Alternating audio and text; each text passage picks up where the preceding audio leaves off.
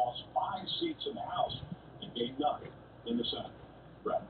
Doug McGilway, along with Bill, represents enough of reasons behind McGill's refusal to testify today. Chief White House Correspondent John Roberts has that part of the story from the North Wall Street.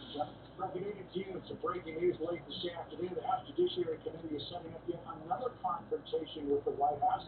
Today, issuing subpoenas to the former White House Communications Director, Hope Hicks, who now works for the Fox Corporation, and to Annie Donaldson, who was Don McGahn's chief of staff. As has happened with former and current administration officials, including McGahn, the White House is expected to tell Hicks and Donaldson to stay away from Capitol Hill. We welcome everyone to today's hearing. Another congressional hearing, another empty chair, as the White House again tells the Democratically controlled House, your subpoenas are invalid. This time it was former White House counsel Don McGahn who stiff-armed the Judiciary Committee. Let me be clear. This committee will hear Mr. McGahn's testimony, even if we have to go to court to secure it. We will not allow the president to prevent the American people from hearing from this witness. President Trump The president ain't trying to stop none of that shit. Mueller report. Sounds like they didn't know. They knew there was no collusion. They're smart people. Everyone from Schiff to Nadler to Schumer to Pelosi, they all knew there was no. The DOJ's Office of Legal Counsel recommended McGahn skip the hearing, with an opinion that he clearly qualifies as a senior advisor entitled to testimonial immunity. The ranking member of the committee, Georgia's Doug Collins, mocked today's empty chair hearing as nothing more than political theater. Even gathering in today's hearing without a witness is theatrical. The cameras love the spectacle, and with majority love the chance to rant against the administration. I'm just damn glad today to see that we don't have chicken on the dice. And as congressional Democrats consider taking a leap into impeachment over the no-shows, the White House moved to ease back growing tensions with China. The Commerce Department granting temporary waivers to tech giant Huawei, allowing it access to American components and software for another 3 months. President Trump's move last week to effectively ban Huawei in the U.S. had infuriated Chinese authorities. The U.S. uses state power to crack down on foreign companies and interfere in market behaviors. The Chinese government has the determination and ability to safeguard its legitimate and lawful rights and interests. But President Trump gets backup from an unlikely corner. Huawei and other Chinese telecom companies pose a national threat to the security of the United States. Their technology could allow China to spy on Americans, steal their data, and otherwise conduct espionage. China insists that all of this is not going to affect its moves into the new 5G space, boasting that in a few years' time, no one will be able to catch up with them. The United States is pleading with its allies not to use Huawei's system in its new 5G network, saying that to do so would essentially be giving China the keys to eavesdrop on literally anything and everything that flows through that technology. Right? John, thank you. That easing of restrictions on Huawei led to a big day on Wall Street today. The Dow gained 197, the S&P 500 was up 24, the Nasdaq surged 53. Let's get the Chinese perspective on the Huawei situation and other things as the Beijing government continues to negotiate with the U.S. about a possible landmark trade deal. Joining us, China's ambassador to the U.S., Sui Tiantai. Mr. Ambassador, thank you so much. Good evening. I want to start where John left off about American security experts insisting that if Western countries use Huawei equipment, that they are risking essentially handing over the keys, that China is going to spy on everything that flows through their 5G systems. Your response to that? I think that these accusations are without any foundation and evidence. And it's rather ironic. People who are making these accusations it is actually the group of people who have such job description. You know, is it true or not true that Huawei has received funding from China's National Security Commission and the People's Liberation Army? Will you shut that oven off when you're in there? State intelligence. Everybody knows that Huawei is a privately owned company. It is just a normal Chinese private company. So all these actions taken against Huawei are politically motivated. These accusations are groundless, as I said. And we are very worried. Such actions will really undermine people's confidence in the normal function of the market, will disrupt normal flows of trade and investment, and will weaken people's belief in all the values that people used to preach, like fairness, openness, competition, entrepreneurship, rule of law, and so on and so forth. I want to move on from Huawei and talk about trade just a second. But when it comes to intellectual property and concern about China's activities, not only in the business space but also in the military space, here's the FBI Director Chris Wray recently testifying about that.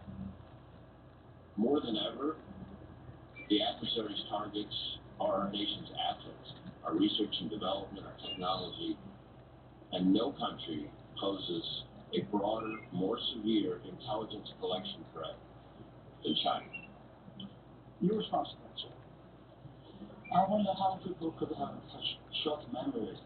Perhaps they still remember what happened with the revelation of Edward Snowden just a few years ago. You're talking about the U.S. Yes. And so, but your answer to the charge that China is actively trying to get both military and business private. The problem is that they never show any real evidence. They just make these accusations. Let's talk about the trade fight. The Washington Post wrote, China prepares for a long trade fight today. Where do you see the prospects? Obviously, all of this is tied together. Where do you see the prospects tonight for the negotiations between China and the U.S.? I think that we have to keep in mind, first, the good deal, the good trade deal between our two countries will serve the interests of both countries. Number two, a good deal has to be made on the basis of mutual respect and mutual benefit. And number three, China remains ready to continue our talks with our American colleagues to reach a conclusion. Our door is still open. The New York Times wrote about the recent talks that they failed. It's clear because Mr. Xi misjudged Mr. Trump's eagerness for a deal and how far he could push the American negotiators, according to more than a dozen people. A key issue was the United States' demand that the agreement bind China to setting some of the changes in domestic law. For President Xi, such a move could be seen at home as a sign of caving in. We talk a lot about the political pressure here in the U.S., but is there political pressure on your President Xi from elements inside the country if he gives too much of a deal that's not a good thing? I think all governments have to take the interests of its people very seriously. So maybe for the U.S. government, it's America first, but for the Chinese government, we always have to defend the national interest of China and the interest of the Chinese people. But if we review the process of trade talks between us over the last year or so, it's quite clear it is the U.S. side that more than once changed its mind overnight and broke the tentative deal already reached. So we are still committed to whatever we agreed to do. But it is the U.S. side that changes its mind so often. It's not surprising, Mr. Ambassador, that people inside from the U.S. say it's exactly the opposite, that they are very close and that China backed away. If you look at the trade deficit, you have $539.5 billion in two-way trade, goods. That's about 3/4 of the total trade with China. But there's a $378.7 billion trade deficit in goods and services. And that's the widest ever. Does China believe that should be dealt with from a U.S. perspective? Well, this trade deficit has a lot of structural reasons behind it. It's not just a simple game of numbers. But still, we are ready to address the imbalance in trade. We are ready to take action to buy more American products and services. And we are ready to do more in this regard. You're optimistic tonight? Well, if both sides have the political will that is required, then we can be optimistic. Here is former Vice President Biden recently and President Trump. China is going to be at once. Come on, man. They can't figure out how they're going to deal with the corruption that exists within the system. I mean, they're not bad folks, but guess what? they're not that competition for us. China is a massive competitor of ours. They want to take over the world, okay?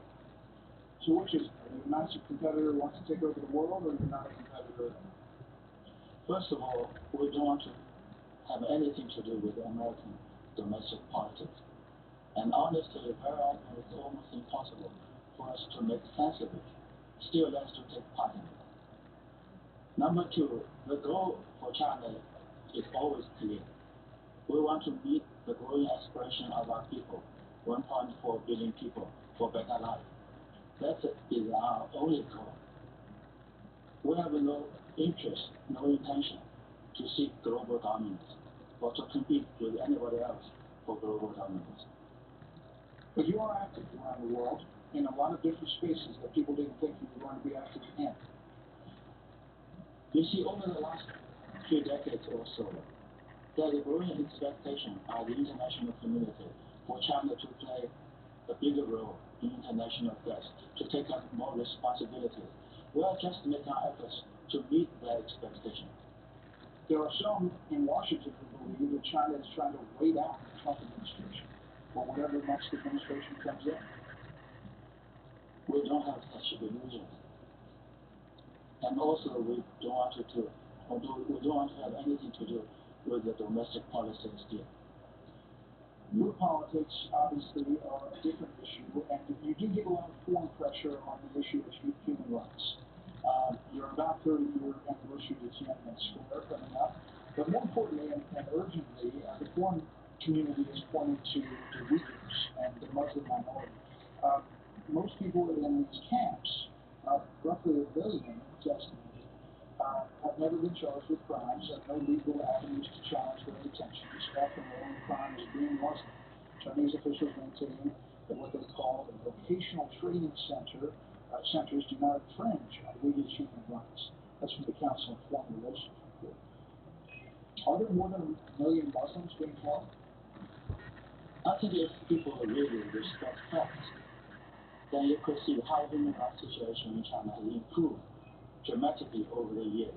Of course, we're still trying to do better, but the improvement is historic. What we have achieved is really historic. Therefore, the situation in Xinjiang, I had a visit to Xinjiang just about 2 or 3 weeks ago. Where these camps are? There's no camps.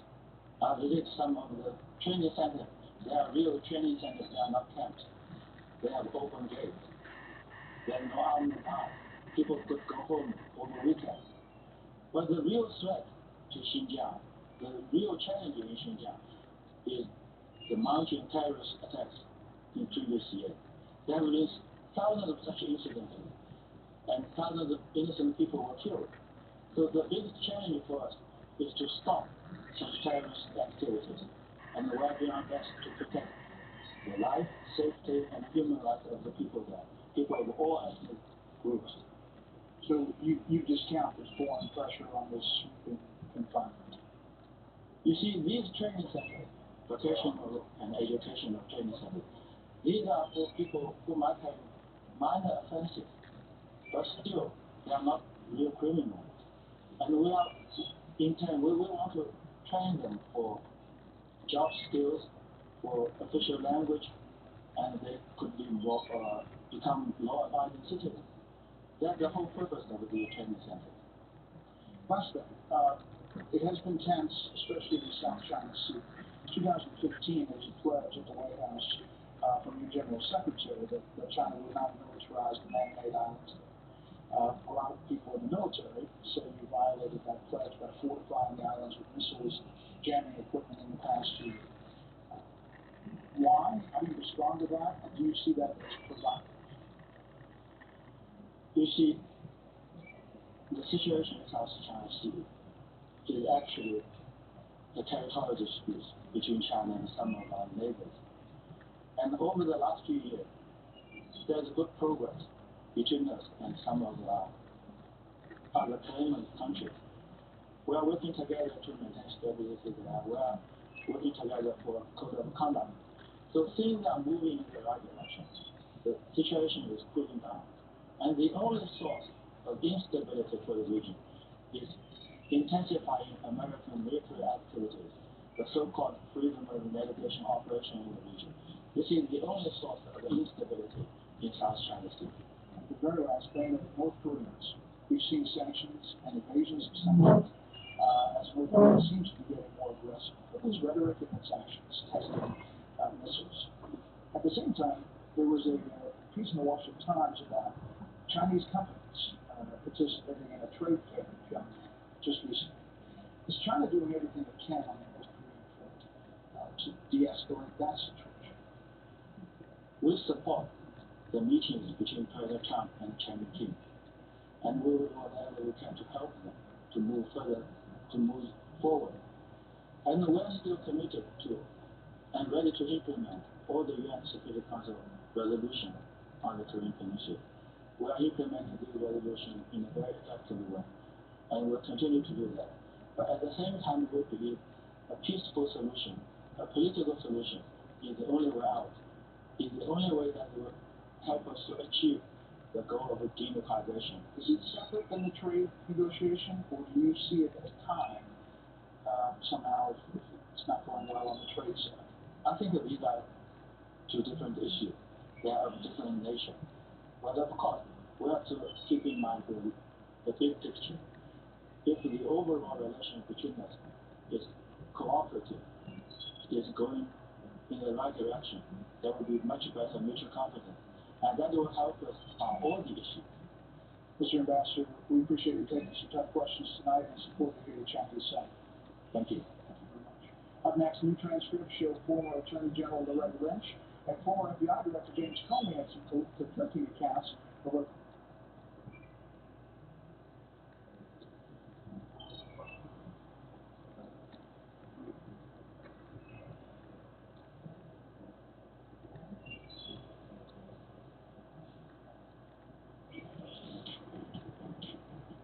Welcome back, everyone. Is the United States heading towards another Middle East showdown? This time with Iran.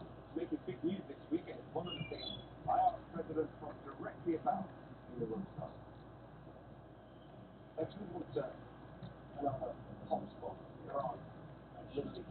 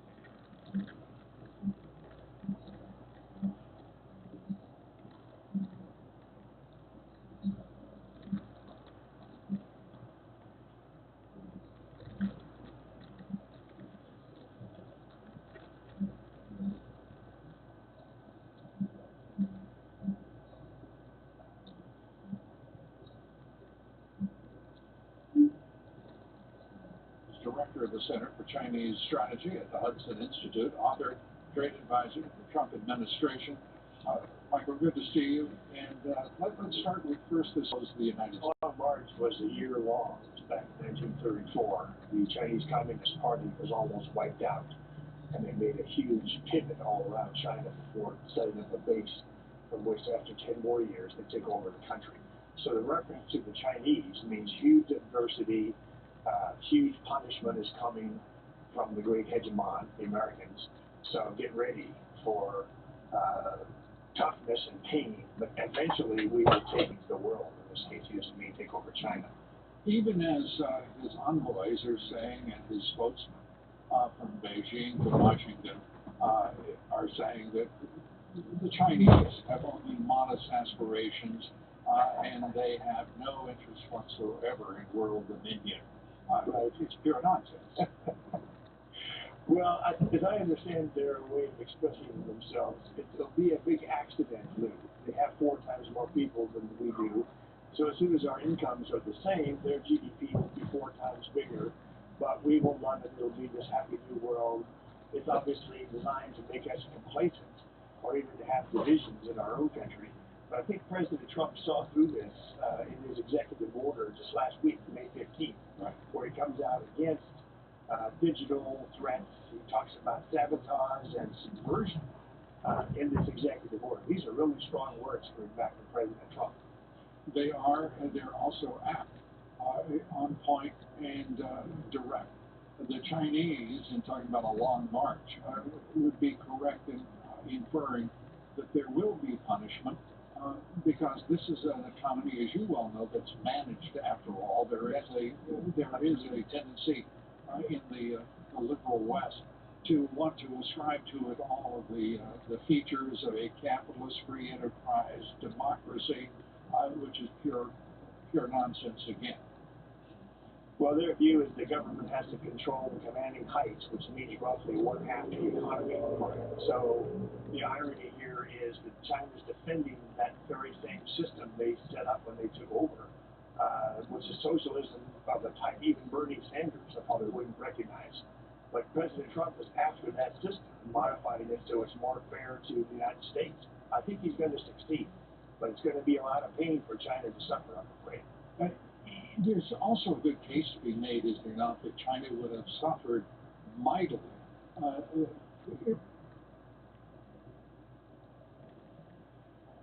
Excuse me. I have something. Mightily.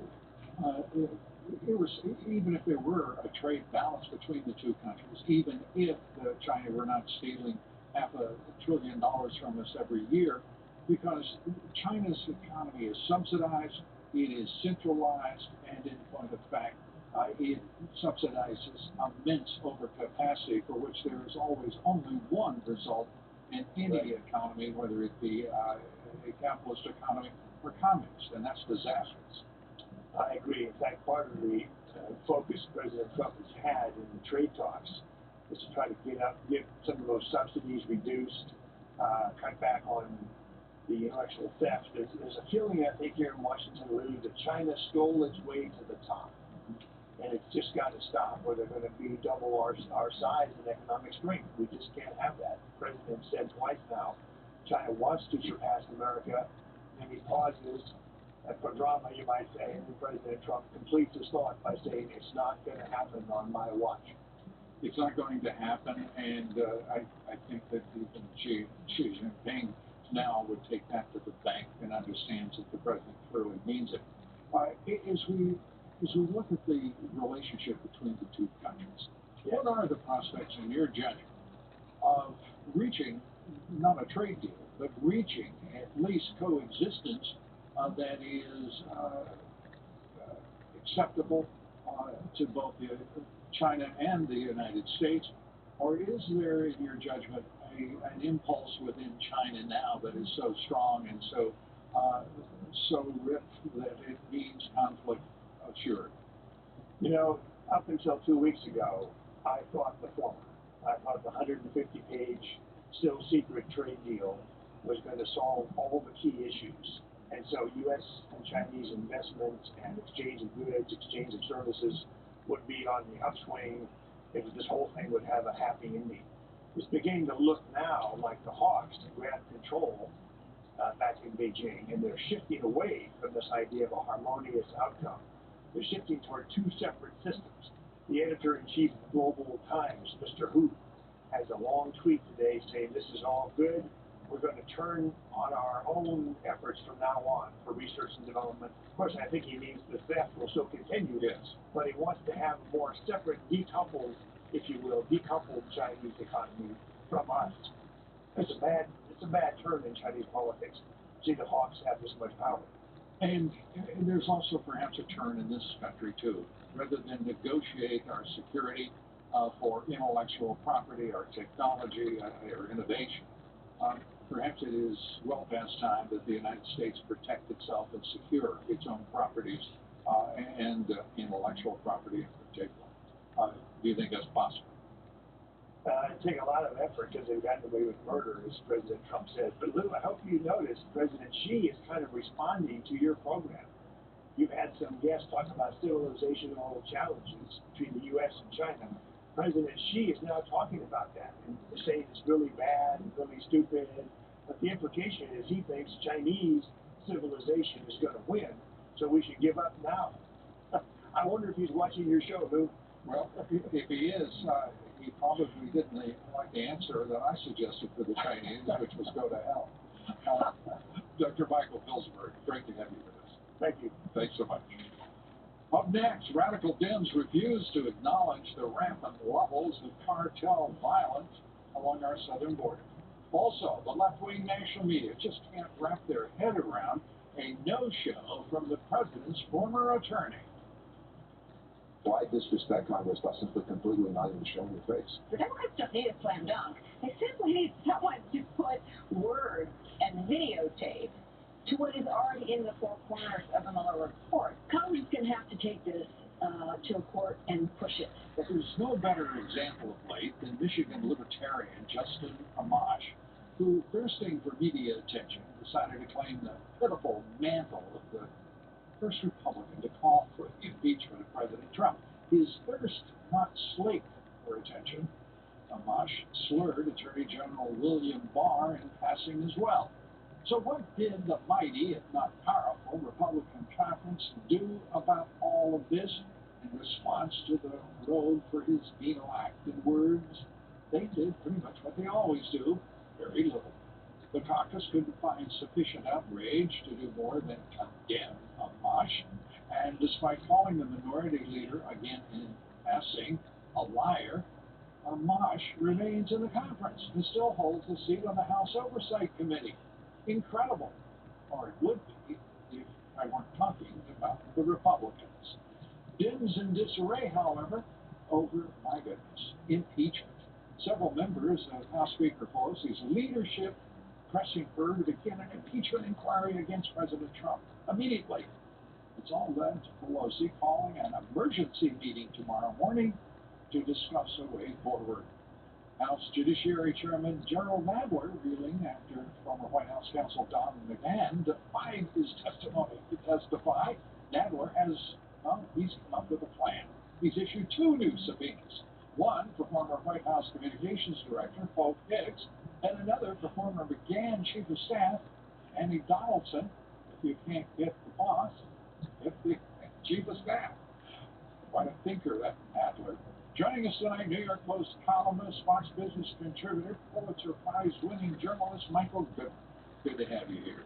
Let's start with first Michael Pillsbury talking, and I think with an ominous tone about the change in his read of the Chinese right now, that a dangerous prospect is well, in point of fact, with maybe at hand. Yeah, I was also struck by something he said within that, which is that the hawks in China have a lot of power. Right. Xi, although he has the job, the title, and supposedly supreme leader of all things, does have to worry that he would be deposed if he goes too far in any one direction. And so those who don't want a deal with America, according to Pillsbury, seem to be holding some of the upper cards there. It's a little difficult when the communists start rising against their leadership. They're for life. Yes. But it is a serious matter, and of course, this is coming from not U.S. intelligence, but in point of fact, as a result of the Trump trade talks and negotiations, we're divining a great deal about who the Chinese leadership really are and what their intentions are. I have always thought that China would not make a deal. They would never give in until the very last second because they always take the long game, and they have this idea of stealing American intellectual property and the transfer of knowledge and technology. It's very important to their view of themselves and their economy. And so I thought that they would always try to wait and wait and wait and see if they had to do that. Forgive me for borrowing a phrase and improving upon it, of course, a phrase for Barack Obama. She did good. She did real bad.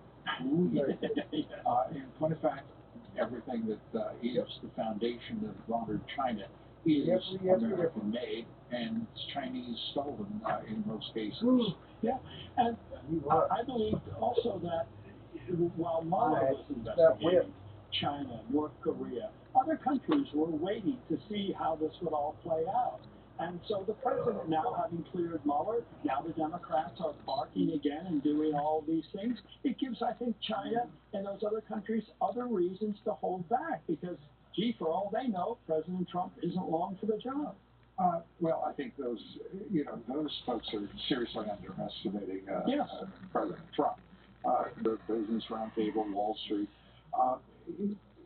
What have they found to focus on, and the national left-wing media, in these trade talks? In this, what does he call it, a little squabble the president referred to it as.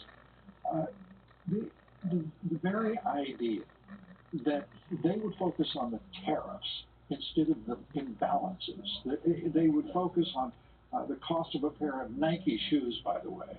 It cost them $26 to make them in Asia, but they sell them for $100 here.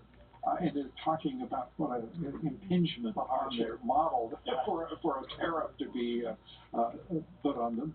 This is silliness.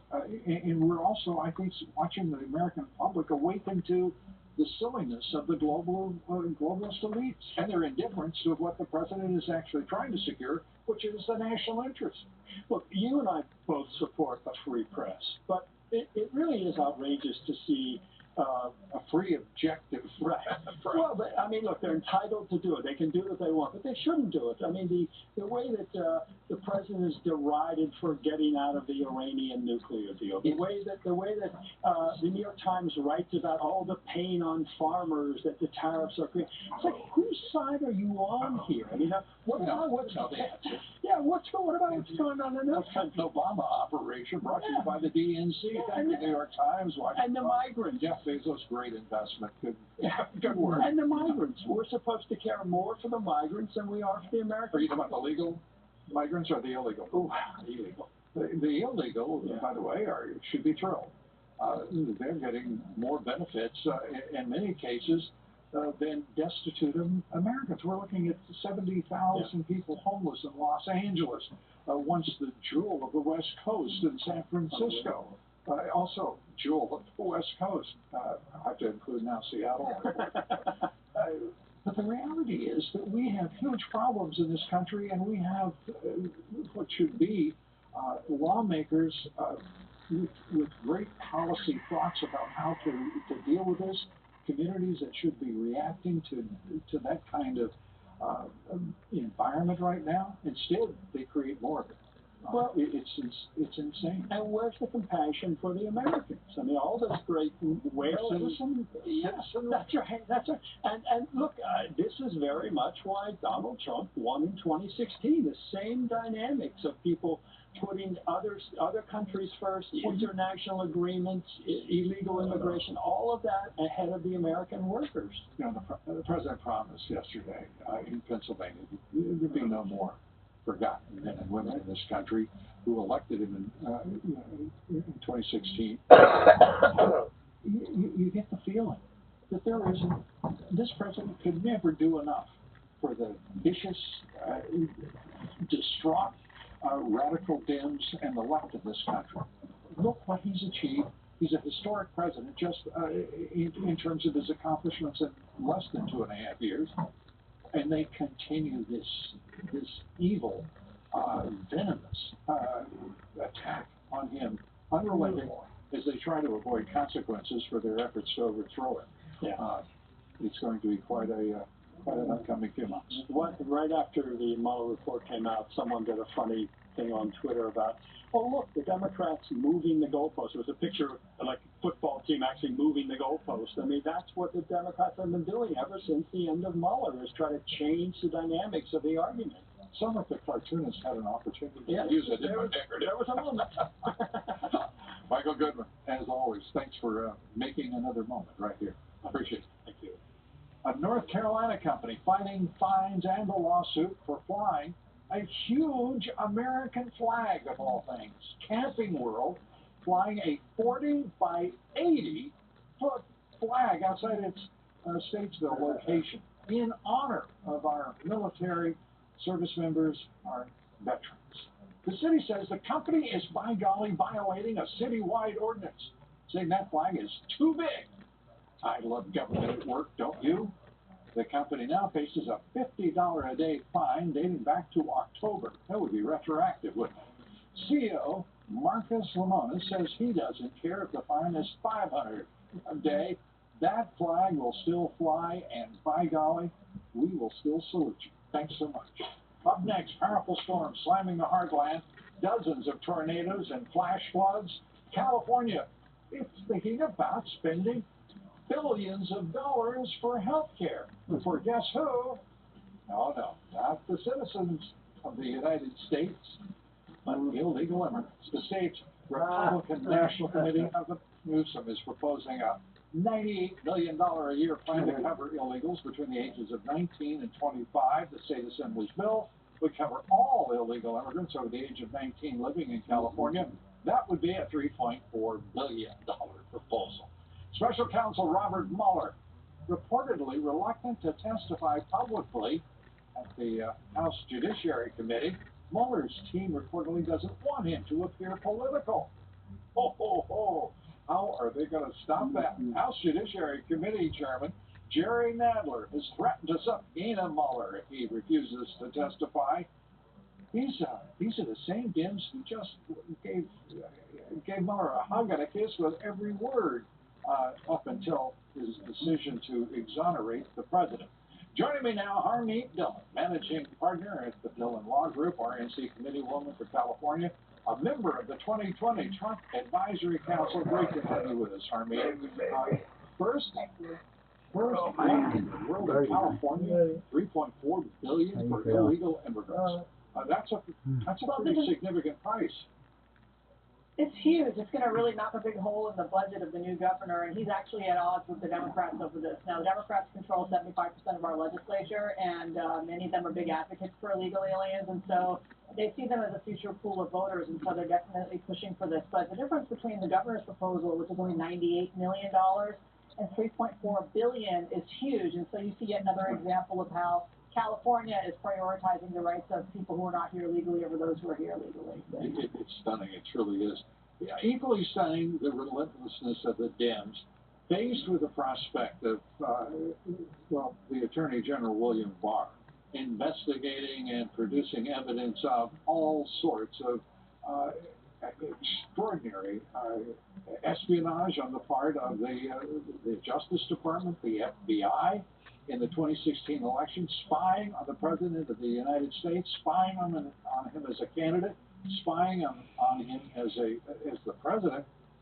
They are doing their best to distract public attention from what will be the soon to be released, we are promised, Inspector General report, perhaps two of them, as well as, of course, the Justice Department investigation into the origins of it all. Yes, Lou, this is part calculated diversion of the public's attention, but also part attachment to the narrative that they thought was going to carry them through to 2020, and it clearly isn't. And so And also, don't forget, Jerry Nadler has a personal, long-standing feud with the president, or at least in his own mind he does. The president probably doesn't see it that way until now. And so the it president is probably really doesn't see disgraceful, him though. as being in his league, as far as how the president. Exactly. That's what I meant. They're not equals, and so one is living rent free in the other's head. But I think that even Bob Mueller's team, who are all partisans as far as I can tell, don't think this is a great idea because it's really going to shape the fragile image of him as objective, which, as we both know, is not true.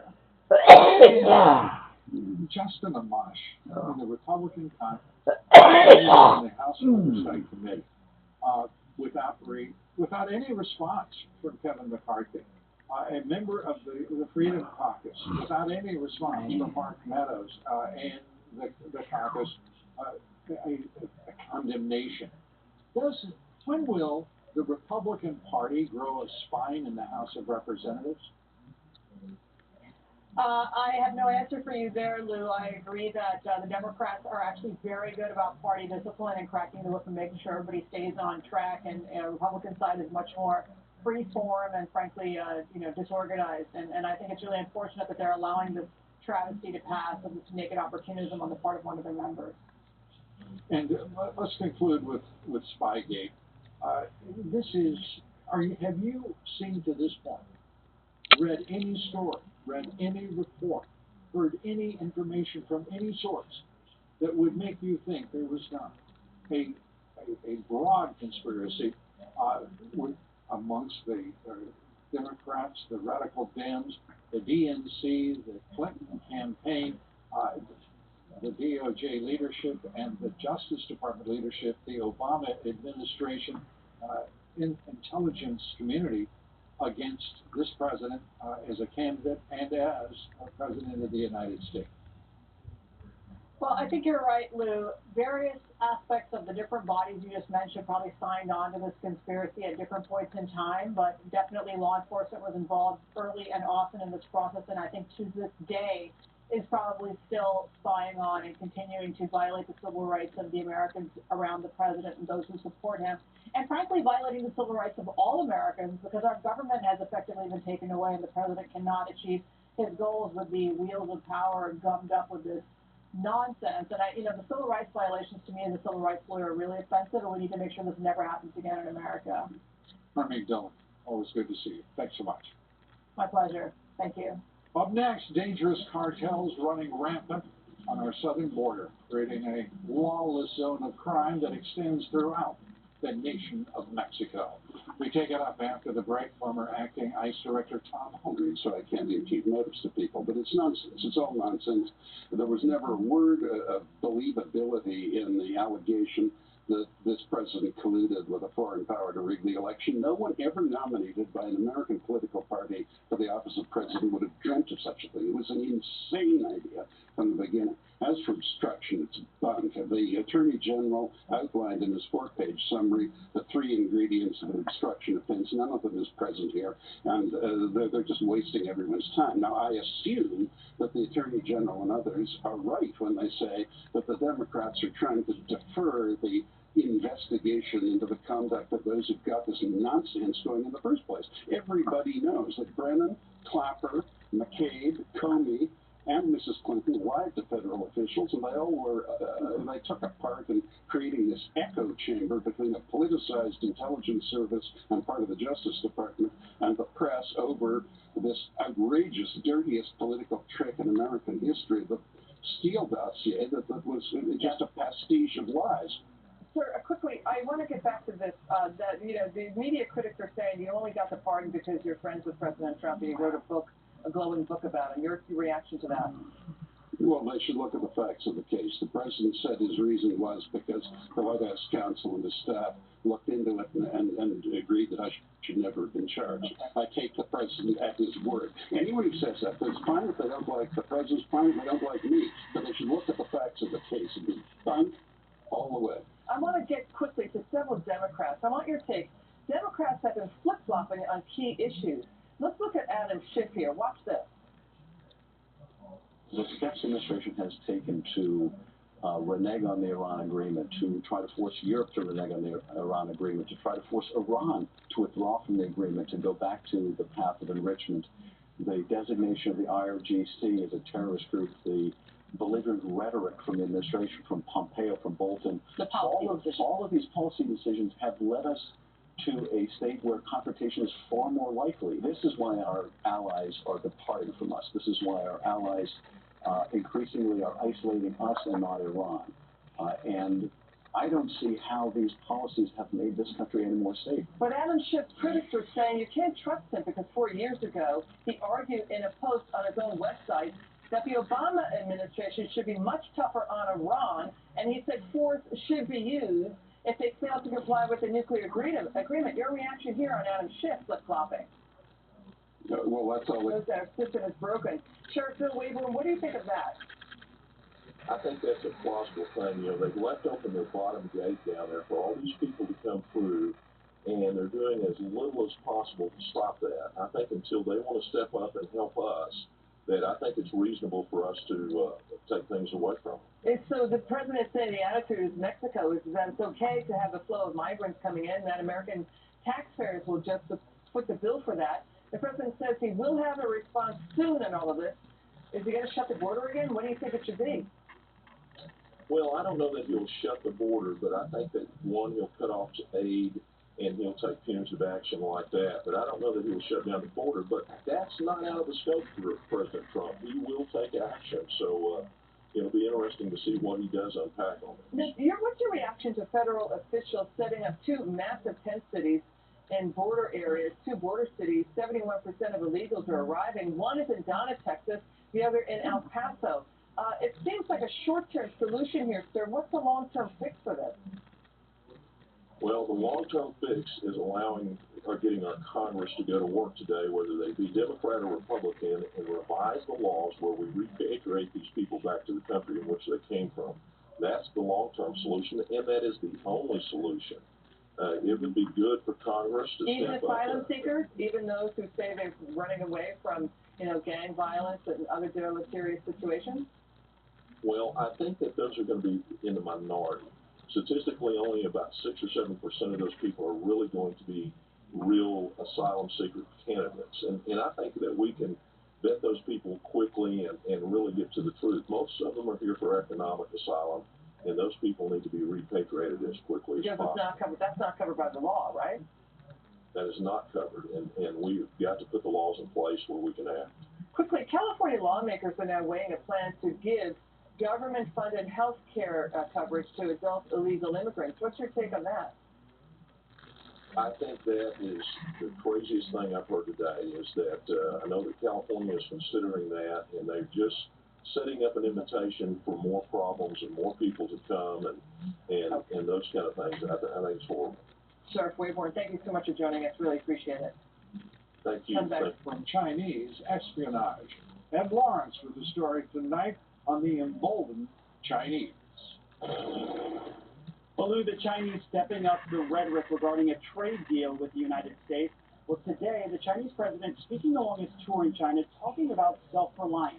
President Xi Jinping continuing to talk about weaning himself off the reliance of the United States.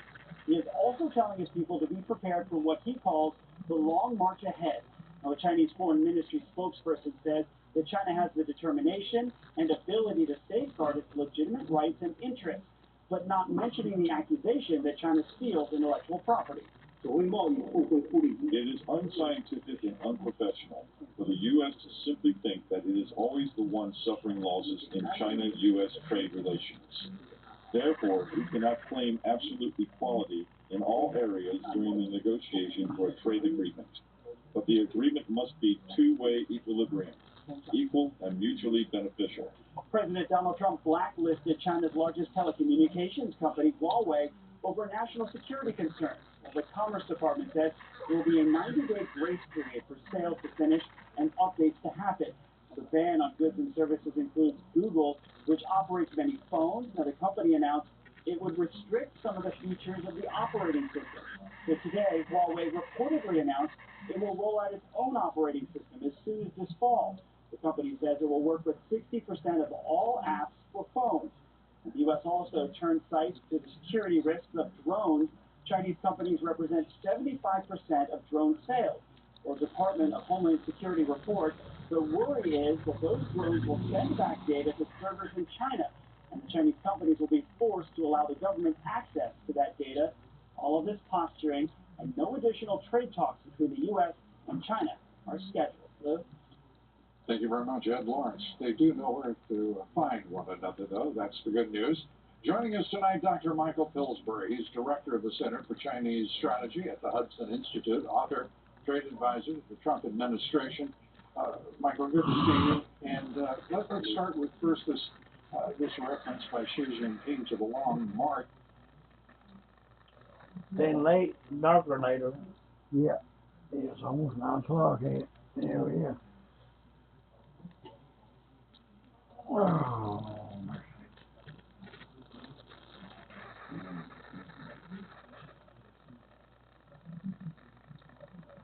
I was thinking fucking shit.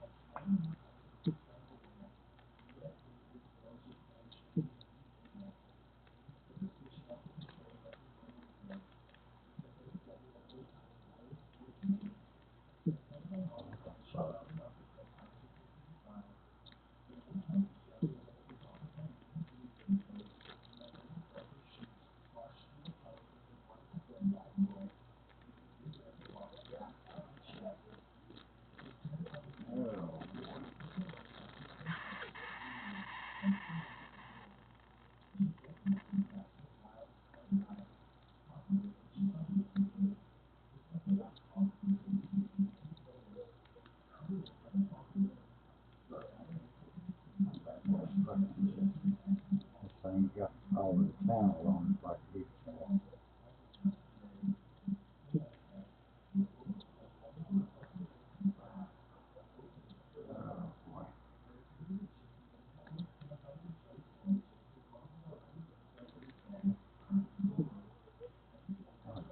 Kidding.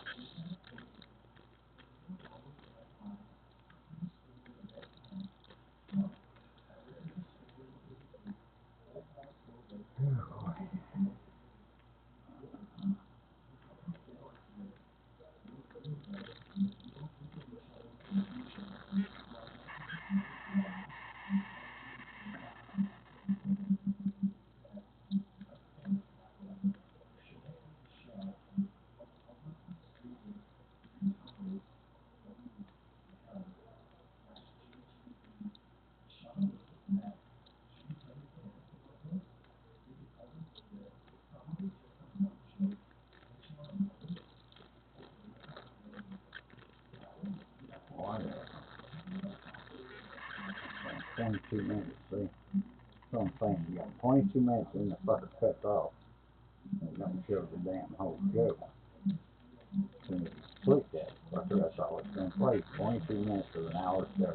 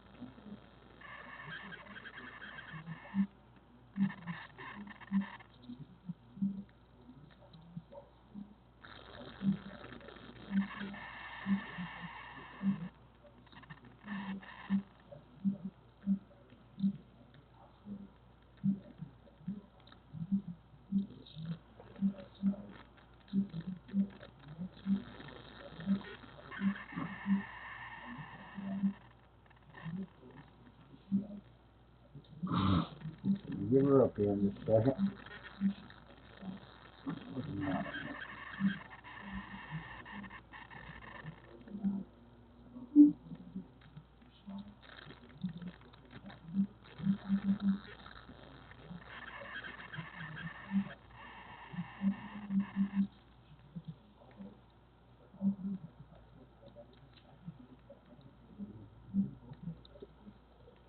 Two mags with them? He was in here earlier. I need to come back in here. Oh, my body. Oh.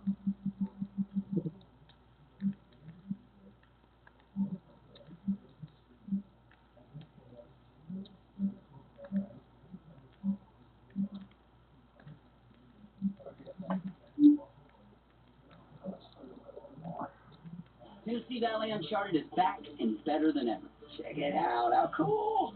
This season takes us all. There he is. There's my boy. He's a pretty boy. He's a pretty boy. America's border control system is collapsing into dust. Lawmakers in Washington are doing nothing about it still. Now the crisis has gotten so bad that the Border Patrol is transporting illegal immigrants deep into the United States and then simply leaving them at bus stops. Chris Gallagher has more on this development story. Senator Mukasey ending in April, the Border Patrol in just the El Centro sector has apprehended 293,000 migrants. That's a 400% increase from a year earlier. And because housing facilities are overflowing and because of legal limits on how long migrant children can be held, border agents are now loading migrants into vans and buses and driving them 150 miles away to a Greyhound bus station in San Bernardino. We saw the drop-offs firsthand in San Bernardino last week. The migrants are released pending court dates, but of course the vast majority never show up for court. Critics say the migrants shouldn't be dumped at the bus station with no resources, but migrants interviewed by Reuters say they feel safe in the U.S. and were treated well by border agents. Remember, El Centro is one of 9 sectors along the U.S.-Mexico border, and it's like this at all of them. Customs and Border Protection calls the situation both a humanitarian and operational crisis. Meantime, about 30 miles from San Bernardino, an unknown number of migrants were flown to the Border Patrol facility in Murrieta, California. But some members of the community were quick to stand in front of the Border Patrol gates to let the migrants know they were not welcome to stay. Murrieta residents say they heard the migrants would eventually be dropped off at strip malls and bus stations, but the Murrieta police now say none of the migrants are being released, though it is very unclear where they will go next. That is the question. Chris Gallagher on that story for us. Thanks a lot, Trey. So take 3 steps back and assess what you just heard. Federal agents are dumping thousands of illegal aliens at bus stations and then simply walking away. They don't want to do it. They have no choice. Congress won't help them. Our system is in total collapse. Total array. Trying to protect you or our country. Kirsten Gillibrand is a U.S. Senator and a Democratic presidential candidate. She thinks what is happening is just fine. On Sunday, Gillibrand went on television to explain that we have no right to detain illegal immigrants. Instead, they should be released directly into our country. But do you oppose even what the Obama administration did in terms of keeping families together or keeping them together for a longer period of time in detention? I wouldn't, as President of the United States, I wouldn't use the detention system at all. Homeland Security, they're saying hundreds of thousands of people are crossing the border, and they need to go somewhere before their asylum claims are actually heard. What would you do with them?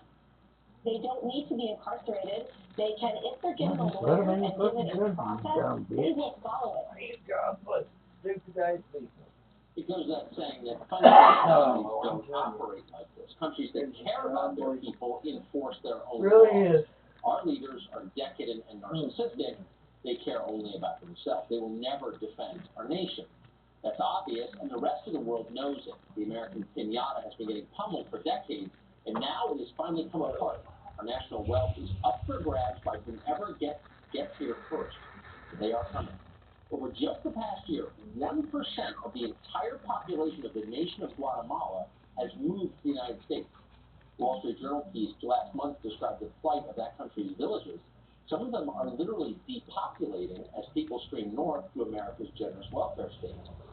Meanwhile, a new study from the Federation for American Immigration Reform, FAIR, given exclusively to the show, shows the scale on which the United States is being plundered. Every year, FAIR found, foreign-born workers send about $150 billion in remittances to their friends and family overseas. That's more than the GDP of 18 American states. Illegal aliens alone are remitting $28 billion a year. That's $28 billion leaving this country, going abroad every year from people who don't even have the legal right to work here in the first place, but are, and are benefiting, of course, from all the extras, free health care, free education, subsidized housing, food stamps, who knows what else. The remittances are not taxed. In the case of illegal immigrants working under the table, their original earnings have never been taxed either. So this is a disaster. But it's not a natural disaster. We could have prevented it. With a wall, mandatory e-verify, remittance taxes, and efficient deportation process, you could easily fix this crisis. It wouldn't take much. It's not fixed because Congress doesn't want to fix it. Just today, HUD Secretary Ben Carson faced a hostile reception on Capitol Hill. Why? Because he dared to suggest that illegal aliens should be ineligible for public housing. Watch this exchange with Congresswoman Carol Maloney of New York. Mr. Secretary, the D in HUD does not stand for deportation. I'm afraid that a recent proposal of yours will bring nothing but despair to thousands of American families by throwing children out. 6-month deferral on request if they have not found another place to live, and that can be renewed 2 times for a total of 18 months, which is plenty of time for Congress to engage in comprehensive immigration reform so that this becomes a moot point, as does the DACA situation and 100 other things. Secretary Ben Carson joins us. Secretary, thank you very much for coming on. So, as you well know, Congresswoman Maloney called your proposal, quote, despicable, but it's my understanding that it's illegal for illegal aliens to be living in public housing in the first place, is it not? That's correct. Section 214 of the Housing and Community Development Act of 1980 specifically states that the Secretary of HUD is prohibited from providing housing assistance to people who are in the country illegally. And what people sometimes don't understand is that we have millions of legal Americans in line waiting for these very scarce resources.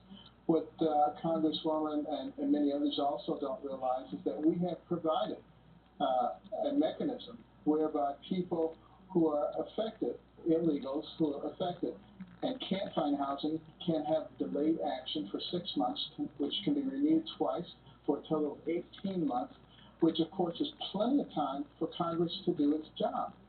So, you know, for them to suggest that I should break the law, what is the real implication? That we can just pick and choose the laws we want to enforce and embrace? Of course we feel sympathy for people. Of course we don't want anybody out on the streets. But the real thing that is hurting people is our failure to address this immigration system, the rules that are drawing people here and keeping them here, and that are so unfair to American citizens who have been paying taxes and working here. We take in 1.1 million people legally through our immigration system, which is far more than any other country, and let that system work. But it can't work when we have all these perverse incentives which are drawing people here. So we have hundreds of thousands of Americans sleeping outside every night who are homeless, and they're everywhere. Absolutely. And you're telling us that there are many thousands of illegal aliens living at public expense in public housing, and Congress has some concern about what's going to happen. I mean, why would that be a concern at all? Foreign citizens breaking our laws, why wouldn't we spend all of our time and all of our money, all of our energy worrying about Americans who are living on the streets? Well, you would think we would do that. You know, whenever you get on an airplane, in the initial announcements, they say if there's an emergency, your oxygen mask will drop down, put yours on first, and then assist your neighbor. Obviously, we need to take care of our people. doesn't mean that we're not compassionate people. It means that we're logical people. And let's take care of our people. I'm very happy. I told Congresswoman and others, if you can find a way that I can legally do what you want me to do, please tell me what it is. I'm all ears. How did she respond? Change the subject, of course. They don't seem to want to deal with the ideal that Congress is the one who makes the laws. Instead, they rather just say to you, why don't you break the law so that we can feel good about ourselves? Why don't they do their jobs? That's what they were elected to do. The American people have a real choice to make here. They need to decide what kind of people do they want representing us. And it can't just be somebody whose name you recognize. It needs to be people who are willing to roll up their sleeves and do the tough things that need to be done in order for our country to prosper. And when our country is prosperous, I think we can then turn our attention to some of these other countries and see what we can do to help them. But we need to get ours in order first. So Congresswoman Maloney is pressuring you to break the law. She's a lawmaker. She could try to change the law. She's not bothering. Isn't that prima facie evidence that she's not a serious person? I mean, that's well, it is very sad. It would be nice if she were the only one, but there are many who feel that way. And I don't think they've really thought through what's going on. They just allow themselves to be caught up in the moment, and they want to be popular, and they're not thinking long term about what the impact is of what they're doing. They're not thinking about our children and our grandchildren and what they will have to face. That's just what makes me look good today. I've noticed. Secretary Ben Carson, thanks very much for that. Thank you, Tucker. Bob Cowell is a resident of Marietta, California, where an unknown number of illegal migrants recently were brought for processing. Where are they now? Well, that's open to question. Mr. Cowell joins us live tonight. Bob, thanks very much for coming on. So, you love the subject. Thanks, and we're glad to have someone from California right in the front lines of all of this, giving us an account of what is happening. So, people who are in the country illegally are brought to your town. Where are they? What happens to them? What do you know? They're flown in from El Paso Sunday afternoon, and they're brought up by bus from Brownsville Airport in San Diego near the border to Marietta, which is about 60 miles north. That's my town. And they're for processing there. And the processing takes 24, 48, 72 hours. We don't know exactly, but they're there with one toilet, basically. They have, I understand from the sources that I have, that there's tuberculosis there, scabies, and other things that are right now in our community. These people go through processing.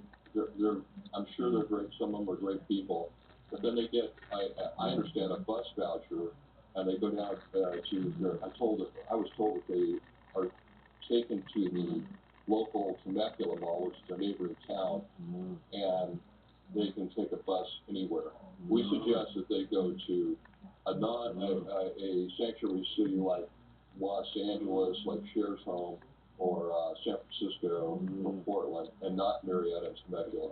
We are sanctuary cities. I'm sorry, Bob, can I stop you there? Yes, sir. Just for our viewers who are now Googling your town in Temecula, who aren't from California, they're discovering that you're nowhere near the border. You're nowhere near Mexico. Why are people being flown and bused to your town? Who thought of that, and what's the point of it? Do you know? Yes, well, there is a Border Patrol station in Marietta, and so there is Border Patrol agents there, and we thank them for that. We love our station there. That station takes care of the I-15 corridor. They do a lot of drug busts on that highway, and they used to catch a lot of illegal aliens on the highway. So they're there for another purpose. They were actually about 10 miles north of that. They had a border checkpoint exactly about 60 miles or 50 miles north of the border. By law, I think they can have that. We do have those in the United States. So that border station is legally there. But it's just interesting. They're being flown from Texas to your town. Have you or anyone else in the town been consulted on this? Has anyone asked your opinion? No, actually, we found out this by inside sources that I can't divulge. But it's been confirmed by the police chief, Amiri, that they are there. And I was confirmed by a Border Patrol agent, senior one today, that I talked to that, yes, they are there. So we know that they're there, and actually I've been told that there's 105 of them.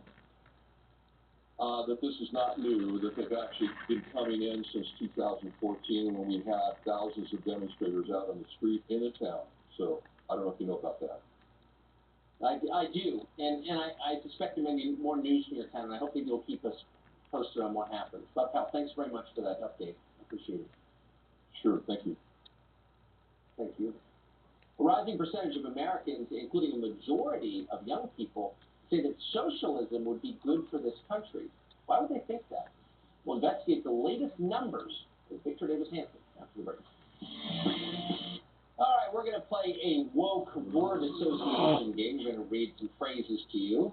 Prepare yourself. Here they are. Objectivity, individualism, the written word, being results-oriented. Are you cringing yet? You're not? Those sound like good things to you? We've got bad news, pal. You're a racist, a white supremacist. That's the lesson being taught in New York City's public school system right now.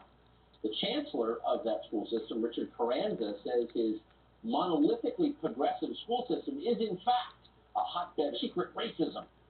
Carranza is spending some unknown but doubtless enormous amount of money forcing his administrators to attend workshops where they're warned about the hallmarks of, quote, white supremacy culture. Those are the words we just read to you. Those are white supremacist ideas. This culture includes all the things we disdain, but much more. According to Carranza, white supremacy is everywhere, and every white person participates in it. And if you disagree with him at all, you're fragile. You're, of course, a racist, is part of the problem. Right now, by the way, 4 women are suing the school districts in New York. They say they were demoted entirely because of their skin color. So it turns out Carranza is right in a way. New York City's school system really is racist, and he's the reason why. We'll have more on his reign of terror later this week. It's a fascinating story that hasn't been covered much. It should be, and of course, as we said, we will. Well, his rallies across the country, the president declares very frequently that America and socialism are completely incompatible. We are alarmed by the new calls to adopt socialism in our country. Tonight, we renew our resolve that America will never be a socialist country. America will never be a socialist country, says the president. It's hard to imagine this a socialist country, but if you're having trouble imagining it, maybe because you're old. The number of Americans who think we should bring some socialism into our system is growing, and they're mostly young people. Millennials are entering adulthood with more debt, worse career prospects, and far less hope that they'll be able to own their own homes or start their families, get married even. Thanks to that, many of them are giving up on America's economic system entirely. A new Gallup poll finds that 43% of all American adults think that, quote, some form of socialism would be a good thing for this country. Among those aged 18 to 34, 57% support socialism. A shocking number. Victor Davis Hanson is a senior fellow at the Hoover Institution, and he joins us tonight. Professor, thanks very much for coming on. You hear those numbers, and this is not the only poll to reach this conclusion. And what's your reaction? A couple of things. I think that there's a lot of ignorance of socialism. I think our public school system, the universities, our popular culture, they sort of glorify it as a fuzzy-wuzzy Robin Hood, like taking from people who really didn't build that and giving it to more deserving victims. They never tell you that socialism is more than just Denmark or Sweden, that it ultimately ends up like Venezuela and Cuba, and that because it's contrary to human nature, it requires a degree of coercion that's pretty scary. 3 great murderers of the 20th century, Hitler, Stalin, and Mao, all had the word socialist in their descriptions of their government. Also, Tucker, I think we had 10 years from 2007 to 17, as you alluded to, of flat economic growth. And this new generation piled up $1.5 trillion in student debt, and they prolonged their adolescence. It was a life of Julia or pajama boy culture. And they did not have children. They did not marry. They did not buy homes. Those are all the traditional stimuli that make somebody take the attention off themselves and onto somebody else. They're conservative stimuli.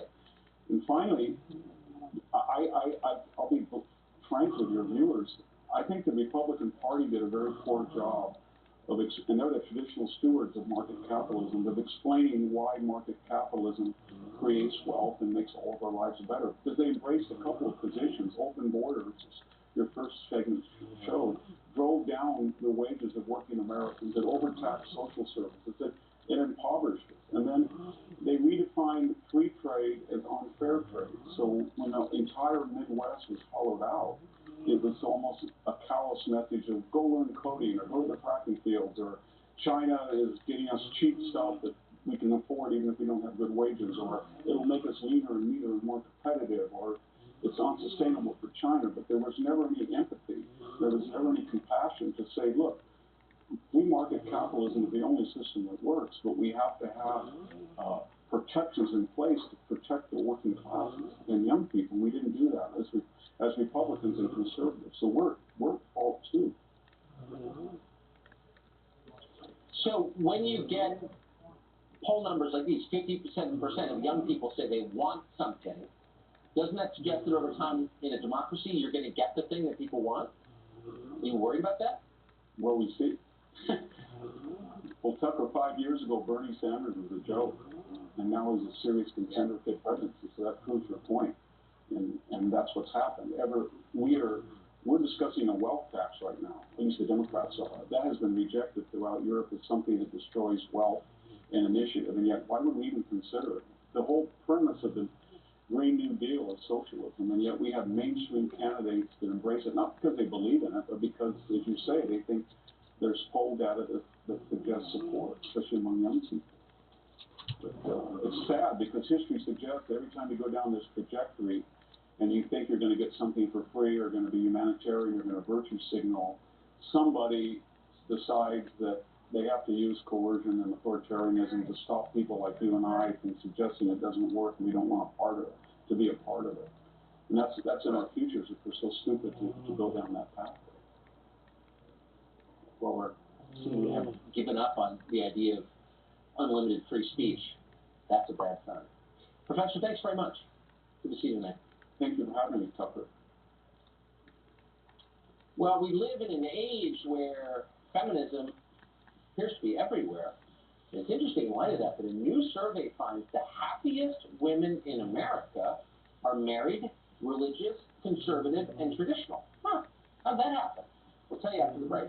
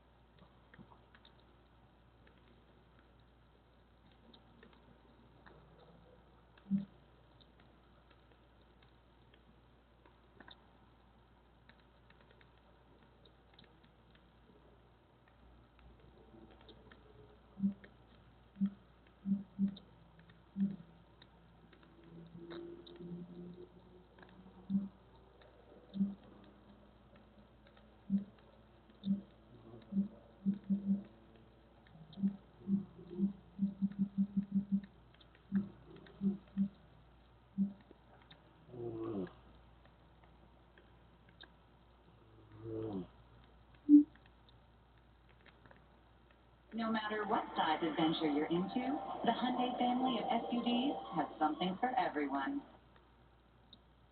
Pushing for impeachment, House Speaker Nancy Pelosi calling for a special meeting with House Democrats tomorrow morning, 9 a.m. to discuss the party's next move. That was breaking news just a short time ago. Here now is James Freeman of the Wall Street Journal. He is also a Fox News contributor. You know, James, we've said the first part of the day, with Nancy Pelosi denying that there was this push and pull within the party, that she was under pressure from a big part of the party to go ahead and start impeachment. Then, lo and behold, all of a sudden we hear the breaking news that she had scheduled this meeting for 9 a.m. tomorrow to talk about it. What do you make of that? Yeah, I think this is part of the problem Democrats have created for themselves by talking about resistance as if the president is some sort of dictator, by along with the media, kind of feeding this narrative that he's some sort of authoritarian trampling the Constitution. When you have this kind of over-the-top rhetoric, I think your supporters, if they believe you, naturally say, well, why aren't you trying to get this guy out of office? And there's this little matter of not having the evidence to bring a case at this point. Yeah. And maybe that's what she's going to try and say to them tomorrow. Although, I don't know, nothing is ever as it seems in Washington, so I wonder what the backstory is and what they're really trying to do. In the short term, looks like they're going with impeachment light. They keep demanding these documents, and maybe that satisfies no one. To the right, it looks like presidential harassment. To the left, it looks like they're too chicken to pull the trigger. So maybe this middle ground isn't as clever as it looks, or is it just right? They don't sort of alienate everyone. Yeah, she's trying to do the straddle, and I think the trigger for this meeting is Congressman Amash on the Republican side being the first Republican to say impeachment, but he is generally a lone voice on various issues. So I think some of the more radical members of the Democratic Congress who want impeachment are using this to say, look, it's bipartisan. But I think what you see as we move through the week here is it's more of an outlier than some kind of move within the Republican Party. So if they went for it, everyone is saying that the obvious outcome would be impeachment in the House and that it would fail in the Senate. Do you agree with that, and what do you think that would mean for each side? Yeah, but I mean, impeachment for what? Sort of the question. The Judiciary Committee. Obstruction of justice. What they're going after. Well, the problem is, and similar to the case that Amash tried to make, is that you have to ignore the fact that the president does have the authority to fire inferior officers in our Constitution. He is the executive in charge. It is not obstruction of justice for him to fire people who work for him, much as we might think it's ill-timed or misguided or what have you. But so I think that general case that was not delivered by Mueller is the stumbling block. But having promised a significant part of the Democratic coalition that they would be aggressive against this president, they find themselves, I think, needing to take some action. Yeah, to follow through. James Freeman, interesting times. Thanks for joining us. Thanks, Lois.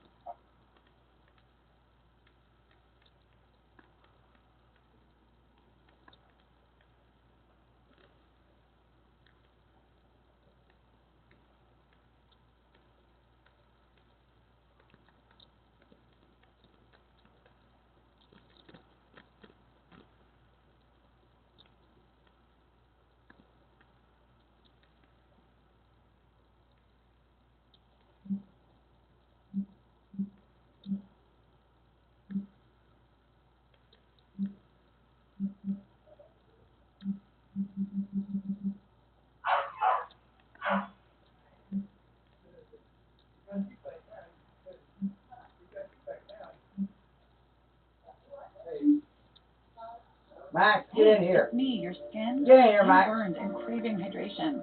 My secret? New CeraVe hydrating. Maxwell. Get up here and leave him alone. Good evening. Welcome to Tucker Carlson tonight. Get up here. Border control Get up system here and is leave him alone. collapsing into dust. Quit it. Lawmakers in Washington are doing nothing about it still. Now the crisis has gotten so bad that the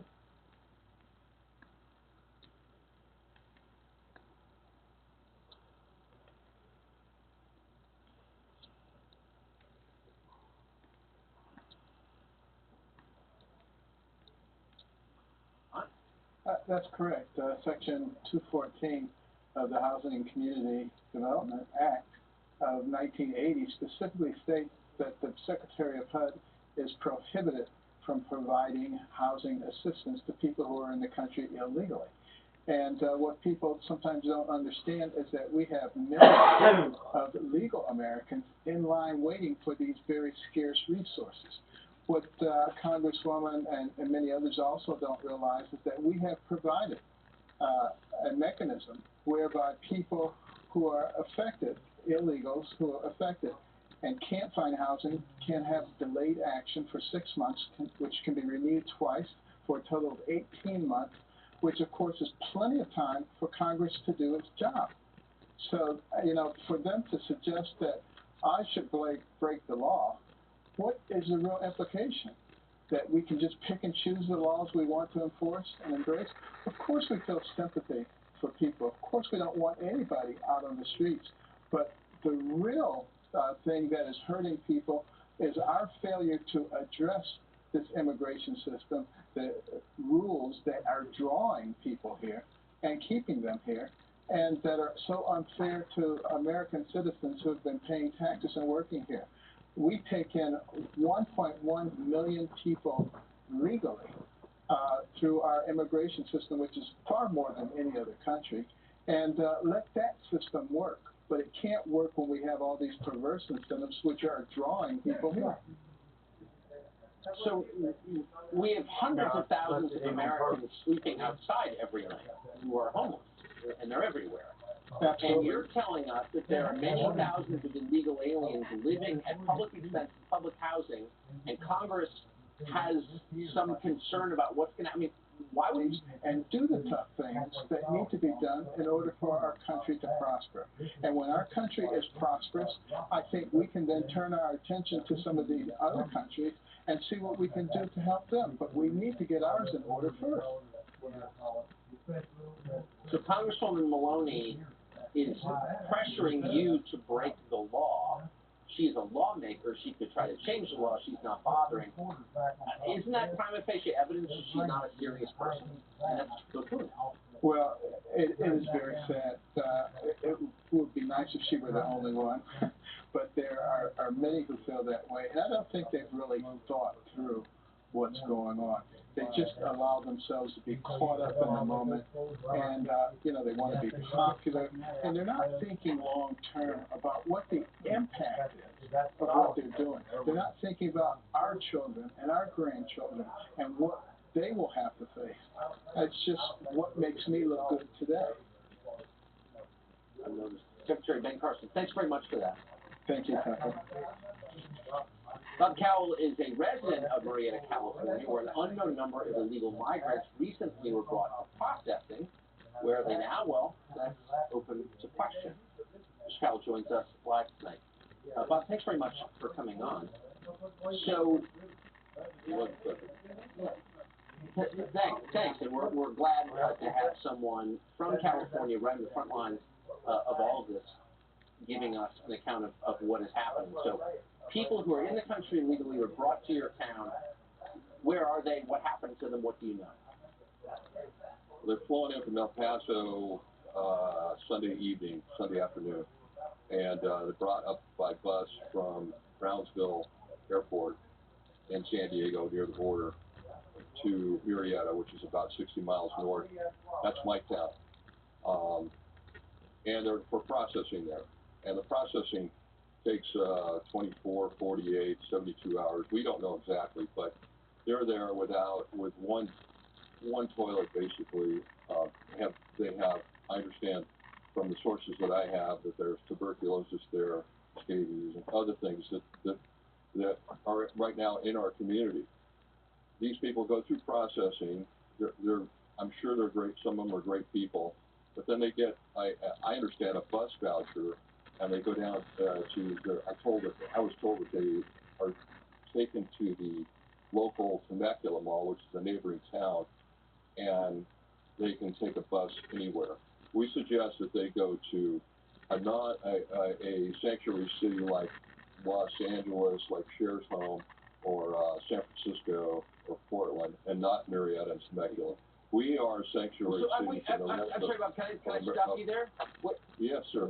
Just for our viewers who are now Googling your town in Temecula, who aren't from California, they're discovering that you're nowhere near the border. You're nowhere near Mexico. Why are people being flown and bused to your town? Who thought of that, and what's the point of it? Do you know?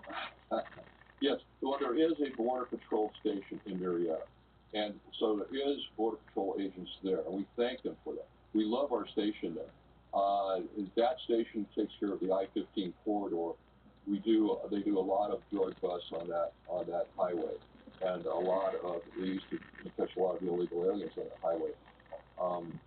So they're there for another purpose. They were actually about 10 miles north of that. They had a border checkpoint exactly about 60 miles or 50 miles north of the border. By law, I think they can have that. We do have those in the United States. So that border station is legally there. But it's just interesting. They're being flown from Texas to your town.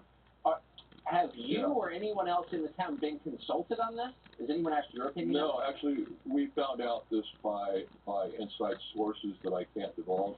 But it's been confirmed by the police chief of Marietta that they are there, and I was confirmed by a border patrol agent, senior one today, that I talked to that yes, they are there.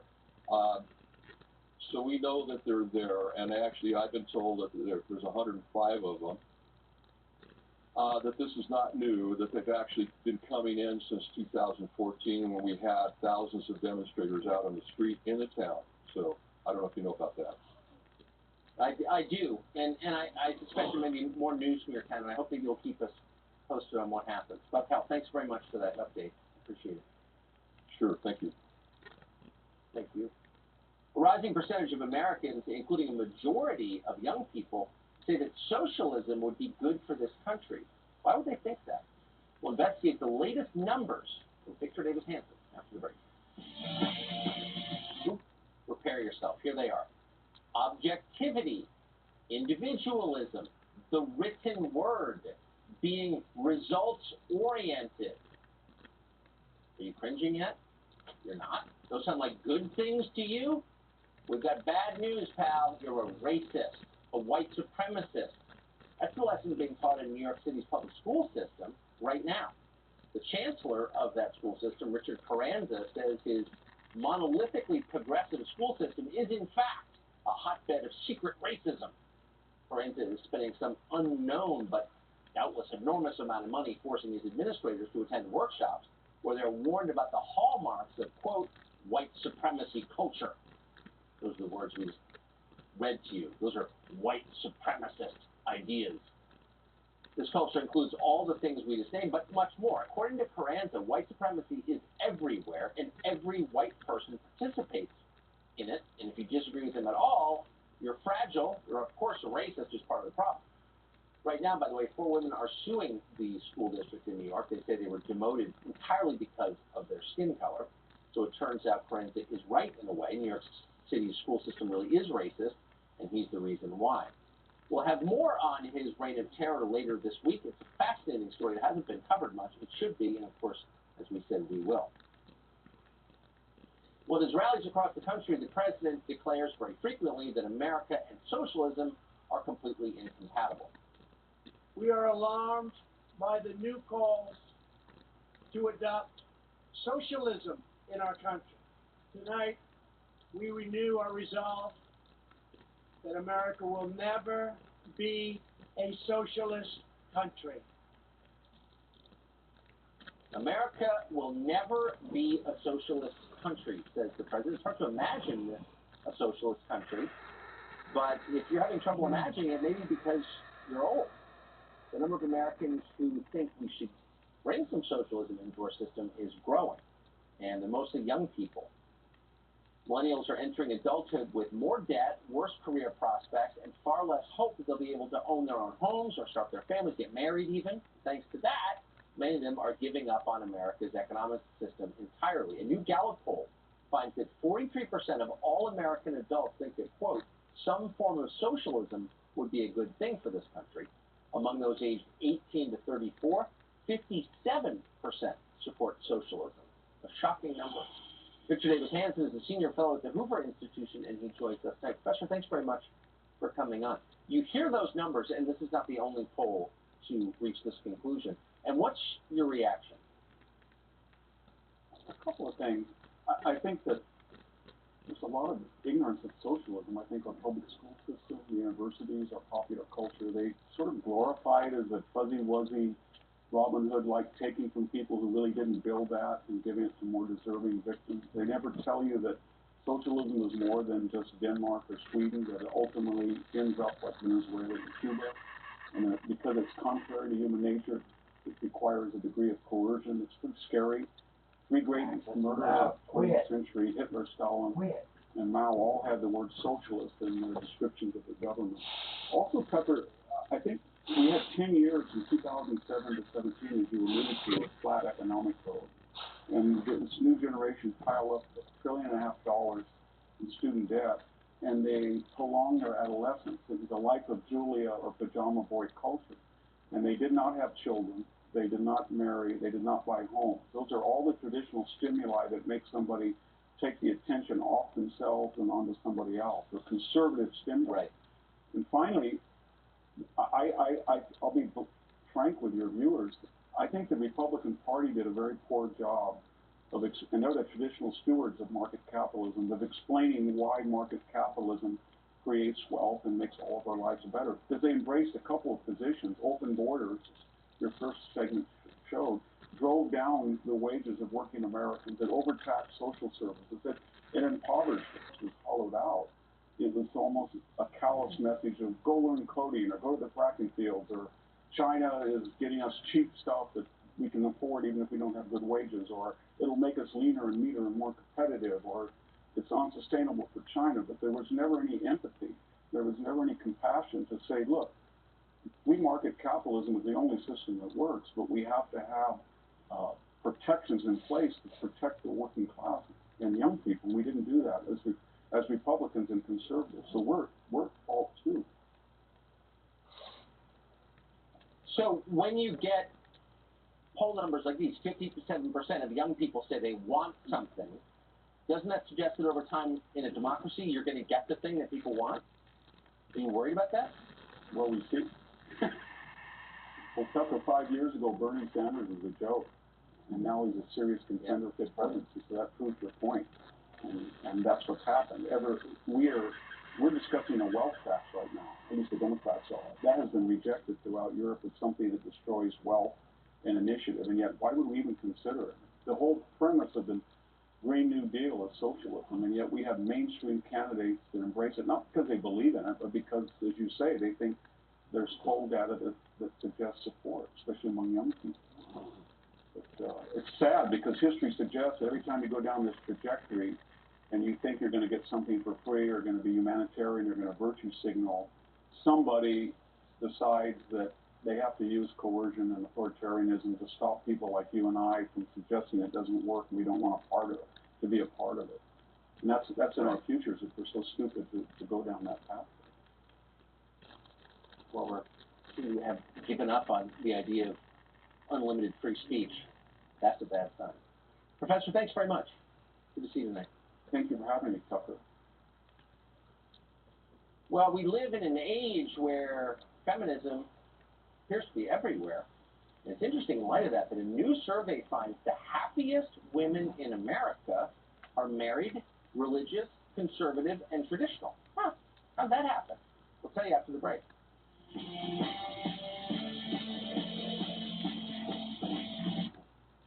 Turns out that across the country, research shows the happiest women aren't the most progressive or liberated ones. Instead, they are married, religious, conservative women. This is the group that reports consistently the highest quality marriages, the happiest lives in America. That's what researchers found. New York Times readers were enraged to hear about this. They had unleashed a torrent of bitterness, mostly on Twitter. In so doing, they bolster the report's findings, of course. They're not aware of that. They live in an irony-free world. Tammy Bruce is a radio host and president of Independent Women's Voice. She joins us tonight. So, Tammy, two questions. One, were you surprised by this? And two, why would this make people angry? Well, you know, happiness is a subjective thing, right? We all have a different perspective, different life experience. And I don't like organized religion, but I'm a woman of faith, and that gives me, it helps me get a perspective separate and beyond myself.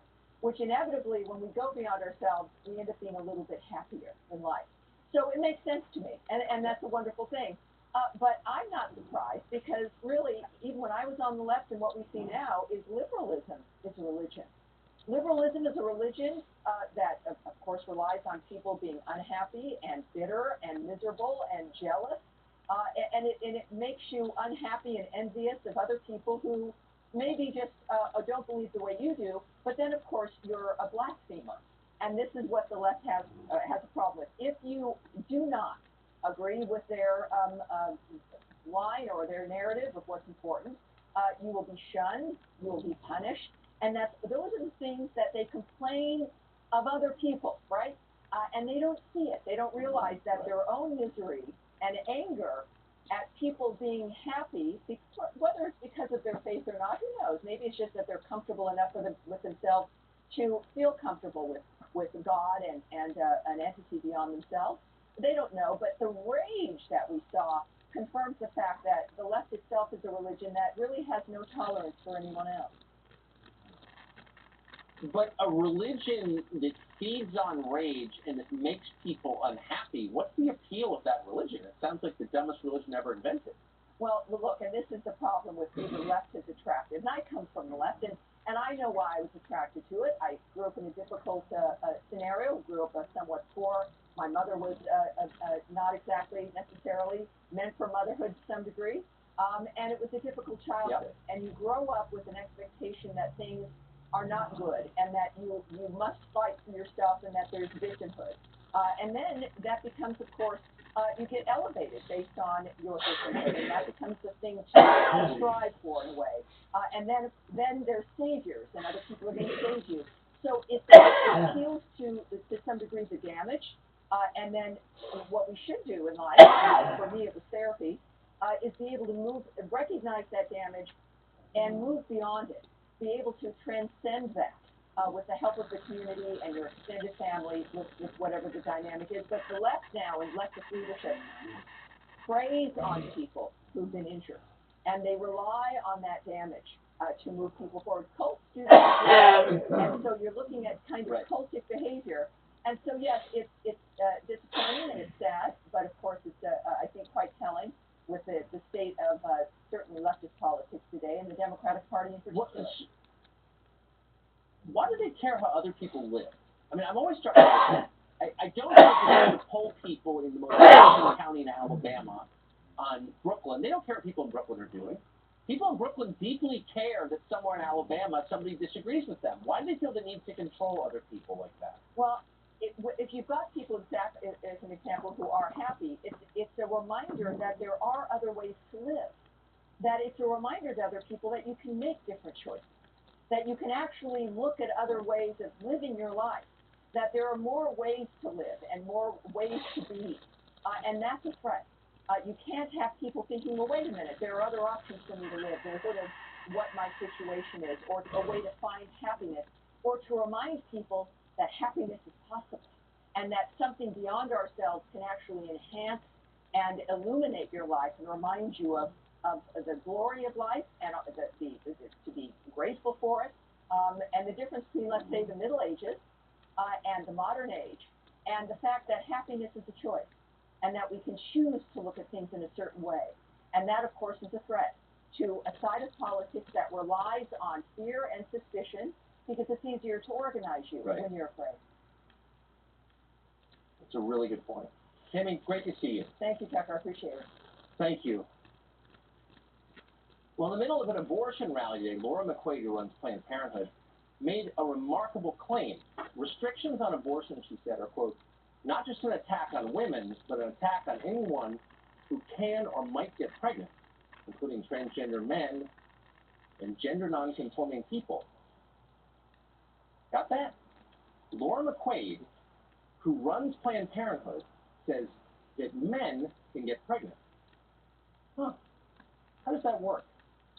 NBC, a former news organization, ran a piece over the weekend making exactly the same claim. Saying a man delivered a baby. Keep in mind that no man in human history has ever done that. Seems like a big story. It seems like all of a sudden it's happening everywhere. men delivering babies. What has happened? Has biology been reordered? No. In fact, it's still true, it will always be true, that only women can bear children. What has changed is the left has decided to impose its fantasy life on the rest of the country. To do that, it must get the rest of us to lie about science. Amazingly, most of our leaders appear happy to do that, to go along with it. We're not going to go along with that, not because we begrudge other people their fantasies, but because reality is worth defending. Well, around the world, millions of Christians live in fear of genocide. Many of them are killed by governments allied with the United States. How did that happen? We'll investigate what is happening to Christians in the Middle East. Instead, for Iraq's ancient Christian community, which was thriving, death and persecution. Today, Iraq's Christian community is a tiny fraction of what it was in 2003. Nobody ever says it, but it's true. What happened in Iraq is now happening in countries across the region and around the world. A new report warns that in many places, treatment of Christians is approaching the level of genocide. Juliana Tamarazi is the president of the Iraqi Christian Relief Council and a senior fellow of the Philos Project. She joins us tonight. Thank you very much for coming on tonight. So give us a sense, because it's one of those subjects that nobody in this country covers, as you know, of how the Christian community in Iraq is doing 16 years after the invasion. During 2003, we were 1.5 million. Today, the Assyrians, Chaldeans, and Syriacs have been reduced to barely 200,000 people. Many of them are suffering from trauma. Many have lost everything in terms of businesses, their homes, their churches have been destroyed. And many of them are losing hope because really their own community is unable to protect themselves. They are at the mercy of either the Kurdish regional government or the Iraqi government, and we know, and you know, Tucker, Iranian influence now is skyrocketing throughout the Nineveh Plain, which is extremely worrisome. So the many figures in the United States who pushed that war haven't said anything that I've seen about basically the death of the entire Christian community in Iraq. And American churches have also remarkably said virtually nothing about it. Why is that, do you think? We're trying to be politically correct. We're not being bold to stand in the face of this. And frankly, what we have been going through since 2003 and 2004 is nothing new. Our community in the Middle East, we Christians have faced it for over 1,500 years. And I believe, Tucker, what has pushed this more, at least a little bit more, the world is talking about this, is because of the savagery of ISIS was put on display through social media. So social media has become a dangerous medium for radicals who want to use it. Yeah, it would be nice, though, if Bill Kristol or Max Boot or John Bolton, for that matter, would apologize, I think. So you were recently in Iraq, and you brought back photos. To fend for ourselves, very little help is starting to come from the U.S., and the world frankly, has turned a blind eye, the church as well as other governments, which is really sad to see. It's shocking. Finally, I have to ask you about Syria. The Assad family, whatever you think of the Assad family, presided over a country in which Christians had space to worship and were not killed. What's the situation now for Christians in that country? Just a few years ago, out of 1.7 million, we are down. The Christians in Syria are down to 450,000. There are really, the Syrian community is split. Some are pro-Assad, some are against Assad. Basically, the Christians in the Middle East are looking to see how they can rebuild their lives, how they can live in peace. Because what happens, persecution really looks different in different parts of the world.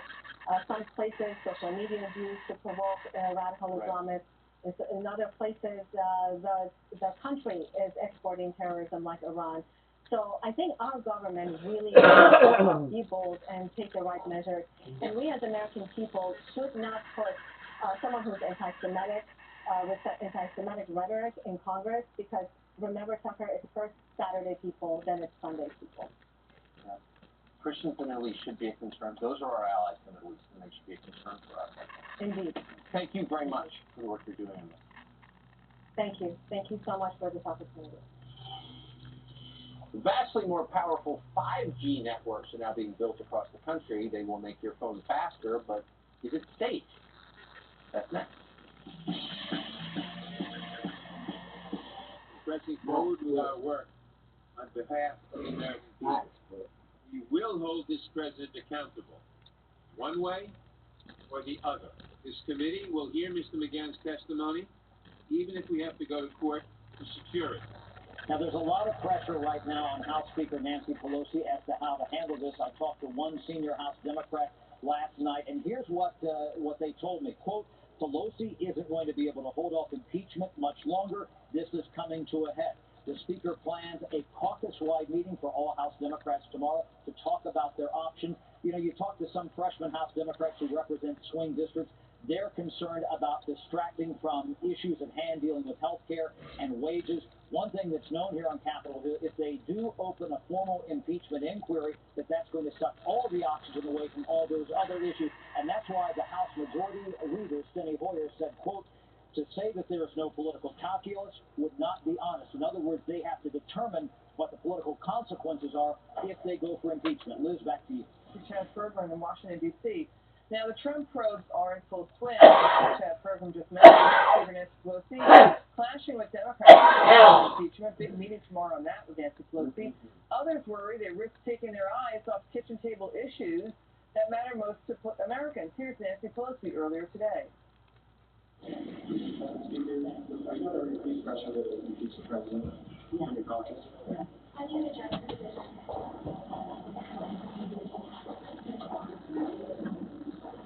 Joining me now is Republican Representative Debbie Lesko. Congresswoman serves on the House Judiciary Committee. Congresswoman, great to see you. It's great to be here. First, your reaction to today's hearing on Don McGahn. Well, you know, this is nothing more than what we're getting used to, unfortunately, by the Democrat majority, and that's subpoena after subpoena after subpoena, and that's after 2 years of the Mueller investigation going on, 2,800 subpoenas, a whole bunch of, over 40 FBI agents. I mean, they're not satisfied with anything. I don't think if they would have said Trump is totally exonerated on everything, they still would have gone after President Trump. This is all about the 2020 election, and that's all that it is. It's a total political purpose. So do you feel off the winch, I've done winch before, pulled out with the truck. Winch a little more. Fucking big. There's so much tension on that motherfucking cable when it comes, it yanked up out of that hole. I had the brakes locked down on that tractor and it was not stopping. I mean, it scooted, it swam across the ground almost to the front bumper of the truck. It was slingshot, and I was like, oh fuck. I'm gonna smash the whole front end of that truck off.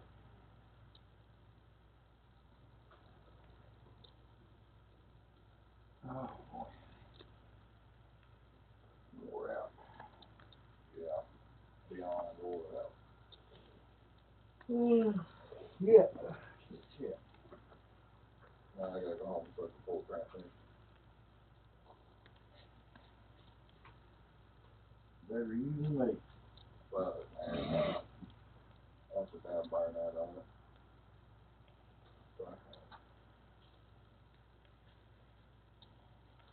Seems like it's awful enough.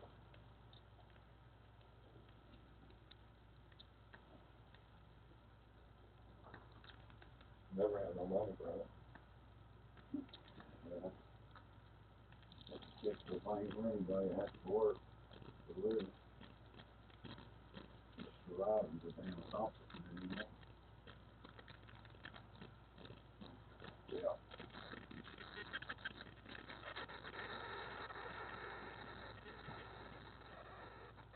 Yeah, 4 or 5 points, everybody. That's $20 more. Never fails.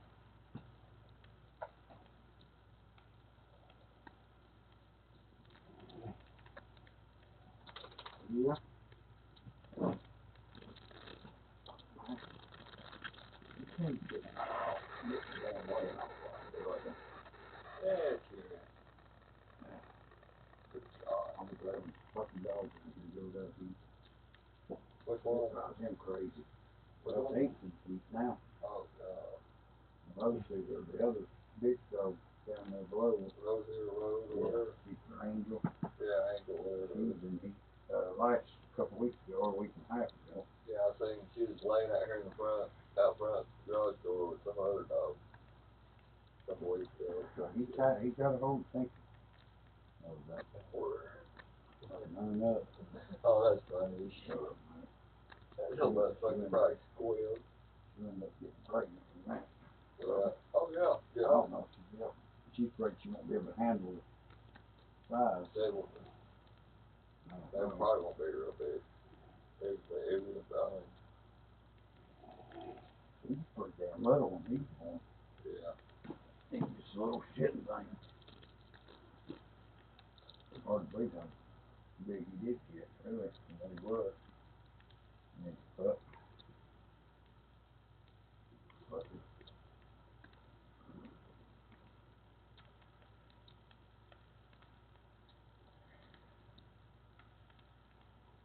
So you got the concrete poured out there. it's got poured. How big did you put it this time?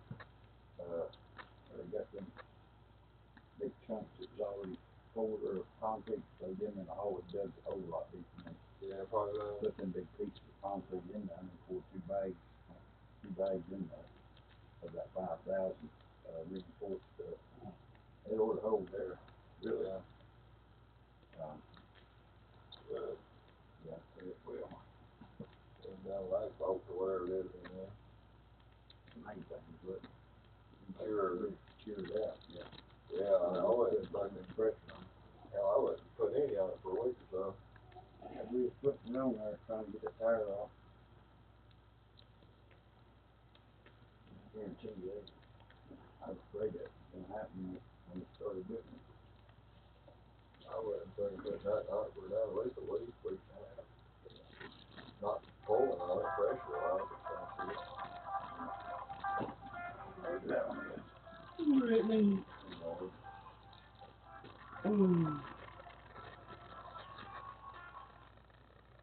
Hello. Hey.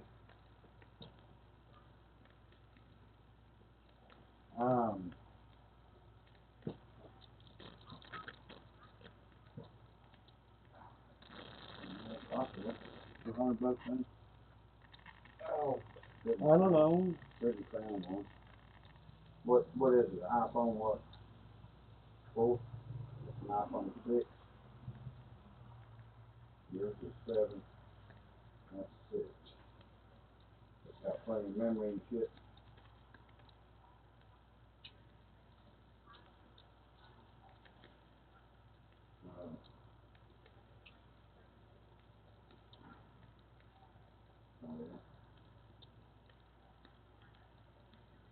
Yeah. I'd be fine if it's, it's in good shape. I mean, and it is Verizon phone.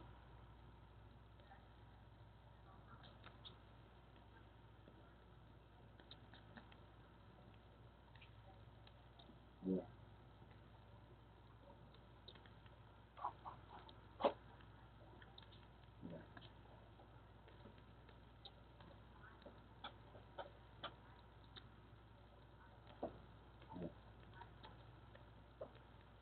Anywhere on anything.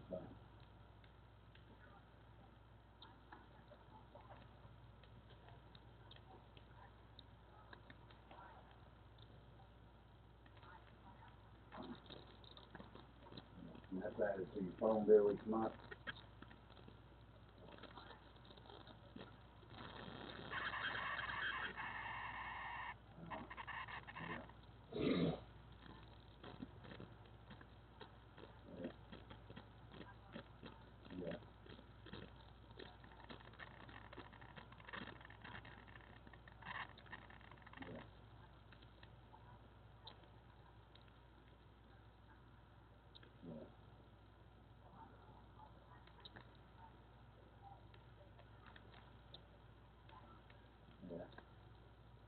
I mean, I think that's what she was wanting, wasn't it? I was got plenty.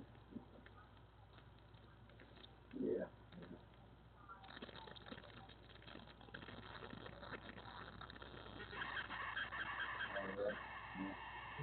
That sounds like it'd be lovely.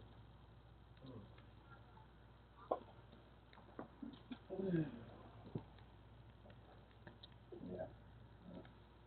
I mean, if you can, if you can pick it up and everything, I know I'm not gonna, You know, I probably wouldn't go to Mercury unless it's for it myself. But,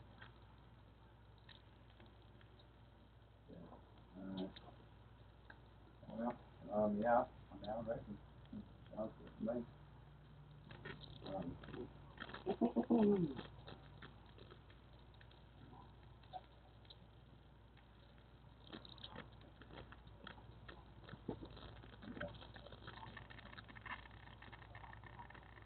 Right. Yeah, that's what it was.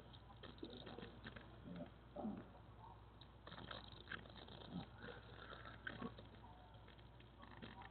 I'll be working at his house and turn up the floor in the bathroom. So I should be here. Well, Alright. Sounds good. Okie dokie. Alright, well, I'll talk to you tomorrow then. Alright, love you. Bye-bye. that's on pretty high. Yeah, you're saying.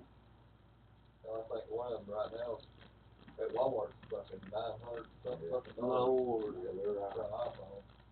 They're Well, right. that shit. Yep. For something that if you fucking stick it in your pocket, you got keys or something in there, you bend the squat, it's broke. Wow. They're almost flat. She said that these iPhones, after having one of these here, like what we're using, now, she said, it's just night and day. It's how fast it is, and it don't freeze up, and the memory on them, and you put everything you got into the cloud and everything. Oh yeah. So I told her, go ahead, she's gonna make, if that girl will stop, if you'll meet her, it's the girl in Murphy, and if that girl will meet her at a Verizon store, so she can make sure it's not stolen, or make sure it's unlocked and all that stuff. She said that's the only way she can do it. Yeah. So that'd be fine if she done that. Oh yeah. Get it. Well, let's go home and go to work. I guess I'm gonna hang right down here. Maybe you Get back and sleep for a while tonight. Shit, I fucking fight my ass off. I haven't slept too good last couple nights. I was sleeping good when Stunner woke me up for nonsense. I was pissed. Man, I appreciate it. We'll see y'all later. See ya.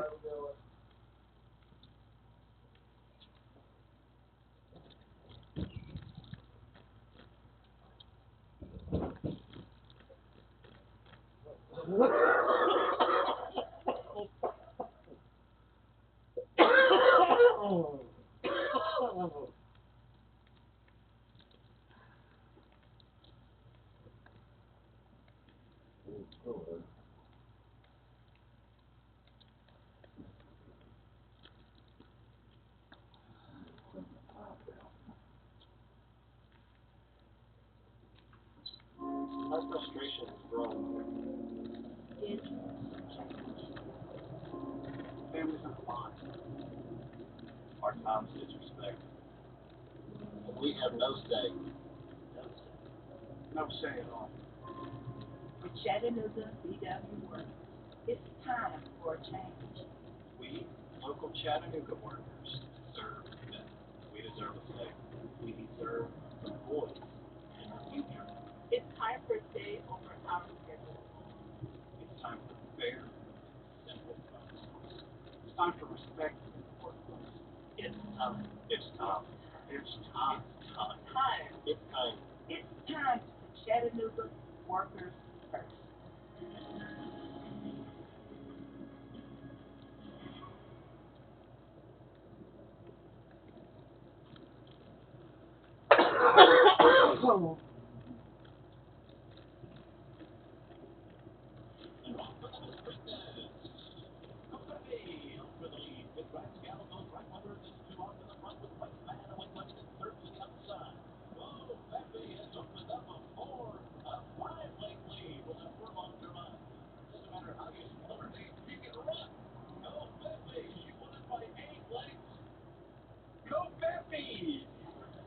Trump even wins horse racing.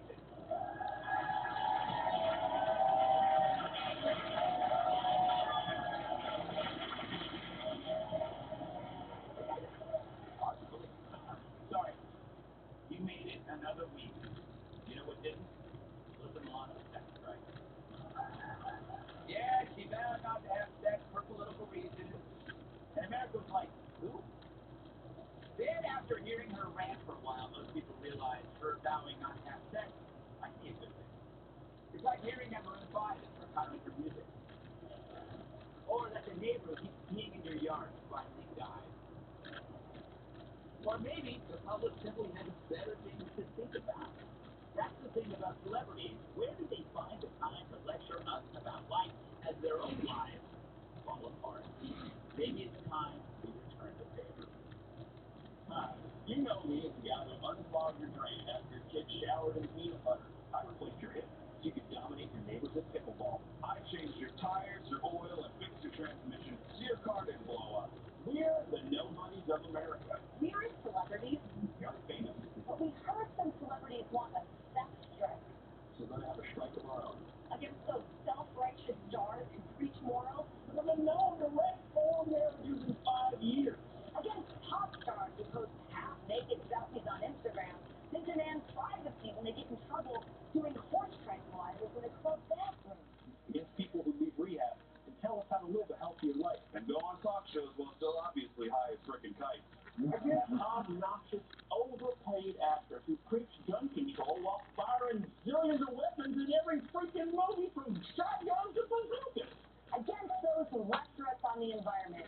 We're hopping on a private jet packed with hookers and blow. That we're also flown in with private jets filled with hookers and blow. So, how do we strike?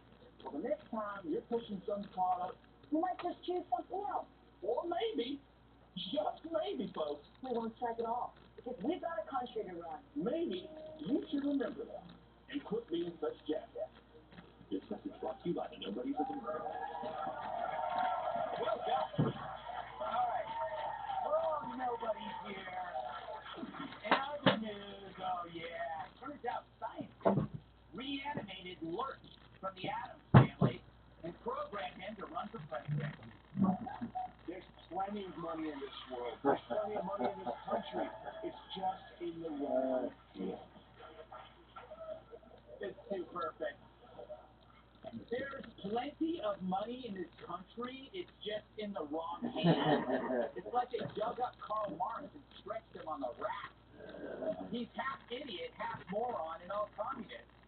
The Dems are screwed. They need to find their own Trump, not their own marble slab of termite-infested driftwood. Is that a little harsh?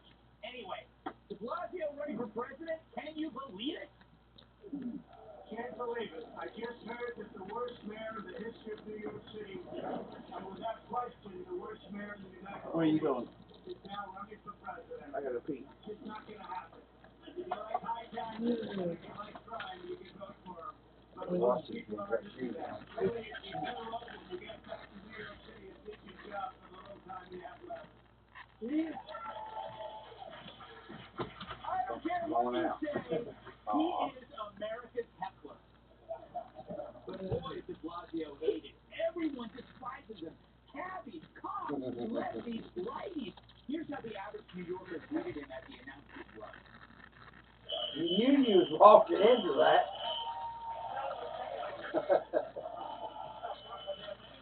Lord have mercy, honey.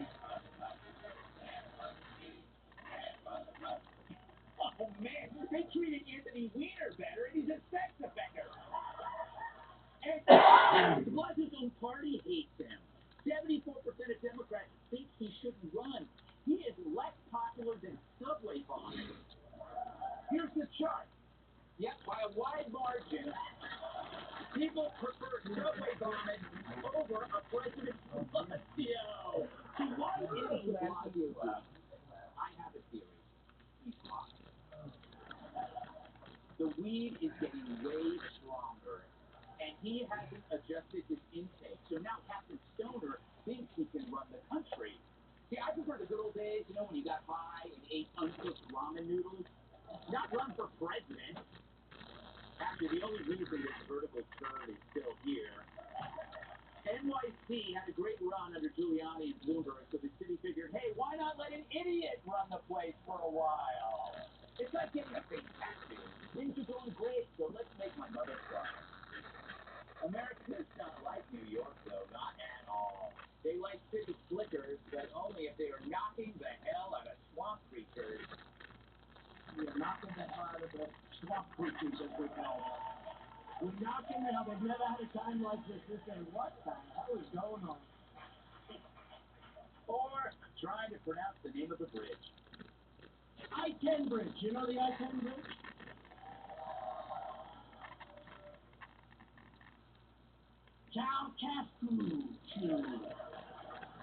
But I like I-10 much better. Can we go by I-10? You mind? Okay. You know, you've been saying that word your whole life. See? I just heard it about 20 minutes ago. Can he just be president for life? But I wonder if Bernie's crazy. Bernie's crazy. But Bernie's got a lot more energy than Biden. See, you never know. No, Bernie's got a lot of energy. But it's energy to get rid of your job. He's got the opposite energy that you produce. Not good energy. You don't want this energy. But what of Pocahontas? Pocahontas, I think, is probably out. Thanks to him. Meanwhile, life rolls on and a prediction comes true. A few years ago, we wondered here at the show what would happen if we reversed the tensions with global adversaries. Seeming as simple as hearing about how Iran wants to destroy us. What if Iran started hearing about us destroying them? What if America became the dangerous dude in the bar? What's happening? And what's the result? Are you hearing Iran shout death to America? No. Instead, you hear the Ayatollah saying, hey, whoa, whoa, whoa. We don't want a war. Where did you get that idea? That's the reversal. We used to be this guy. Now we're this guy.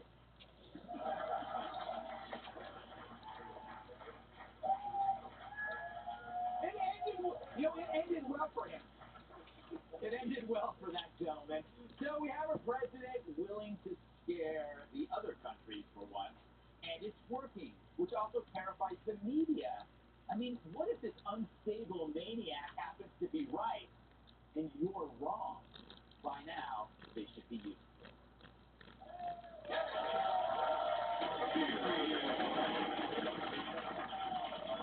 Thank you very much. Let's welcome tonight's guest. He's so tough, barbed wire got a tattoo of him in the 90s. Retired Green Beret Master Sergeant Terry Shepard. He's so attractive, he makes magnets jealous. His new book is called Success Factor X, after Sean Kanan. She's the crass lass who loves smallmouth bass, host of the Pirates and Pimp podcast, Detective. Roll it. He's so tall, he's never seen a sunset. Former WWE superstar, my master sidekick, Tiger. All right, Terry. Fantastic work there. Oh, no, thank you. But he writes it for you, doesn't he? Yeah, Trump writes it for me. He's actually making you lazy. Yes, because he gives to you on a silver platter and you just present it in a nice way. I do, and yeah. Start talking about how lazy I am. Yeah. And how much you've aged in the past 2 years. Hey, let's talk about, you're pretty good with foreign policy. Would you just type? What's the level of picture for you? It's a unicorn from Long Shopper. Thank you. And by the way, you can change that picture after the show, but not until. I have a feeling I'll be seeing the inside of it. Yeah, foreign policy. Yeah, sorry. Yeah, let's get to the point. Get the rambling weirdo. We're here. Yeah. Iran, thoughts? They're really nice people. No, you're right. We were sort of talking about back there. For once, it's nice to actually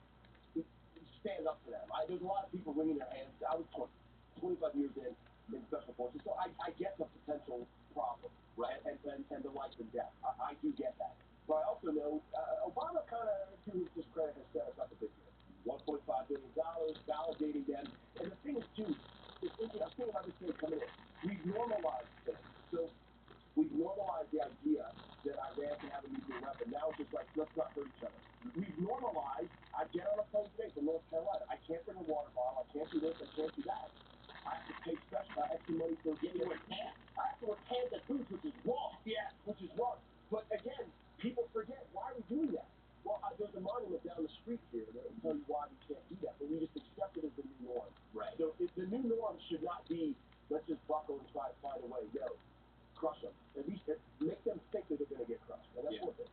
That's a good point, whatever your name is. Yeah, why do you ask me questions? I don't know. John.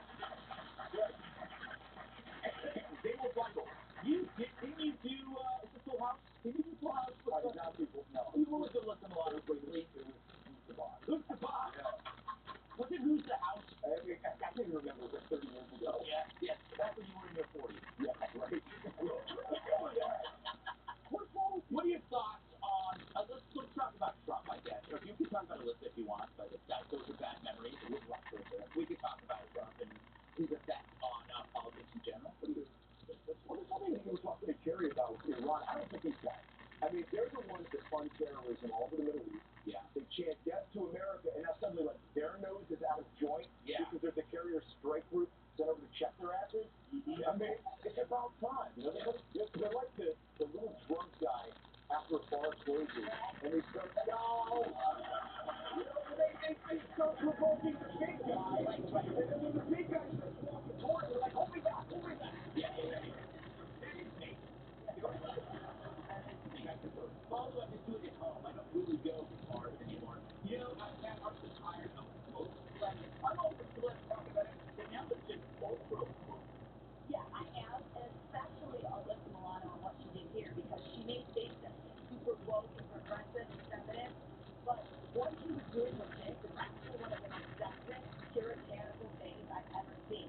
Because what she's doing is perpetuating that antiquated notion that women only have sex as a bargaining chip or as a gift for a sexist men instead of doing sex for its own sake. And she said that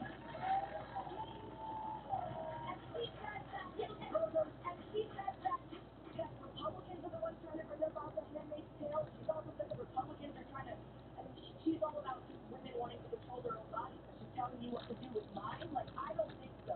And also, what is sex? Kind of. Yeah, you're saying that feeling from a hypothetical standpoint. Hypothetical, I guess, with a guess. Yeah, sure.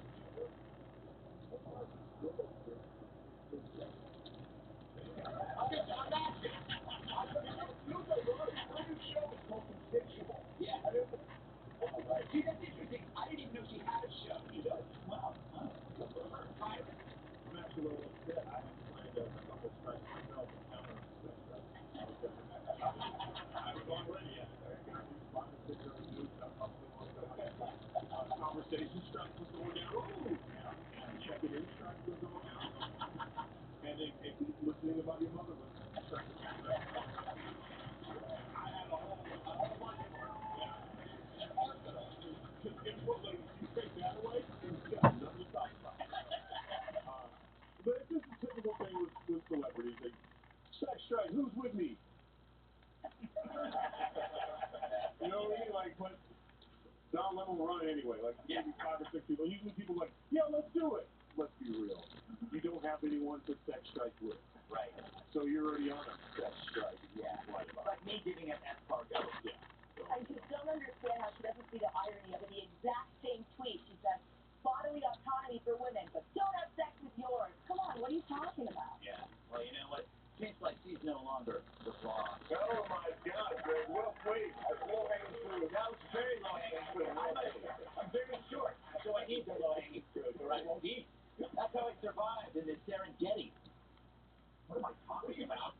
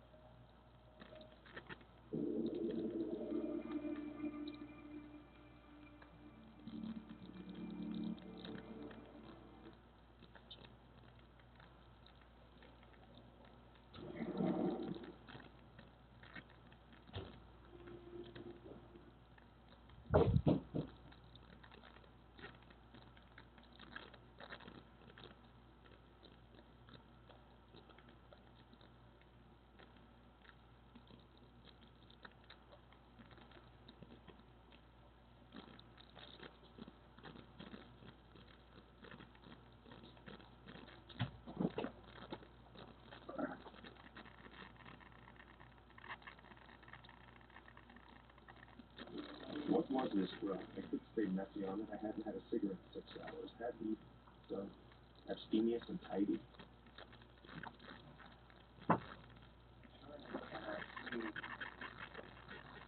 A man standing.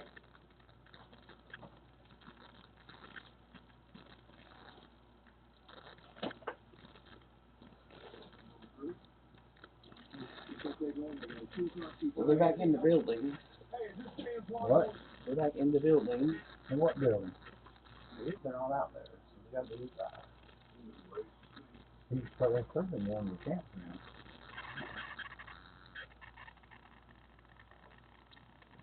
We got the people all the way up in the bed. How many vehicles have they got?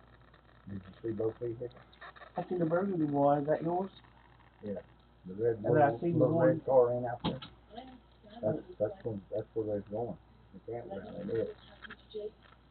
I didn't get out of it. She was here. Without it here. It must be here, cameras on or something. And They got, what he traded for is that vehicle got Yeah. stuff closed on top of it. But they still got that little red vehicle that you see. I didn't see it. This is the red.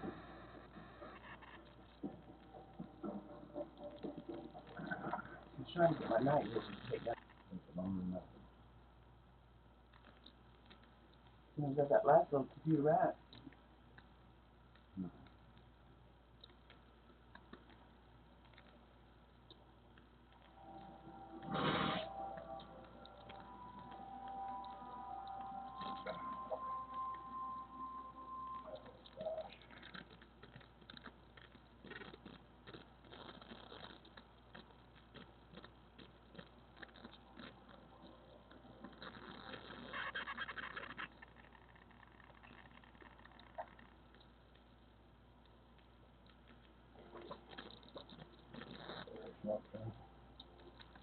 That was a shit right now.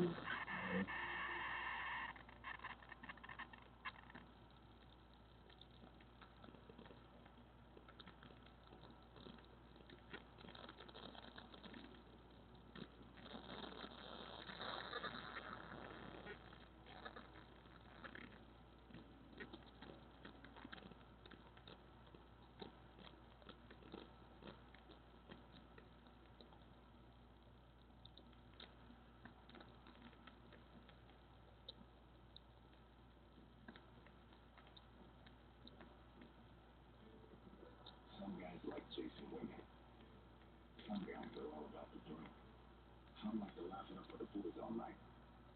And some guys like the brawl. Some guys, they like all that shit. Me? I'm one of those guys. Big fuck a bunch of me is what they call up and down. The world will know that the guy who sold the hamburger grill on TV. His name is Joey Foreman.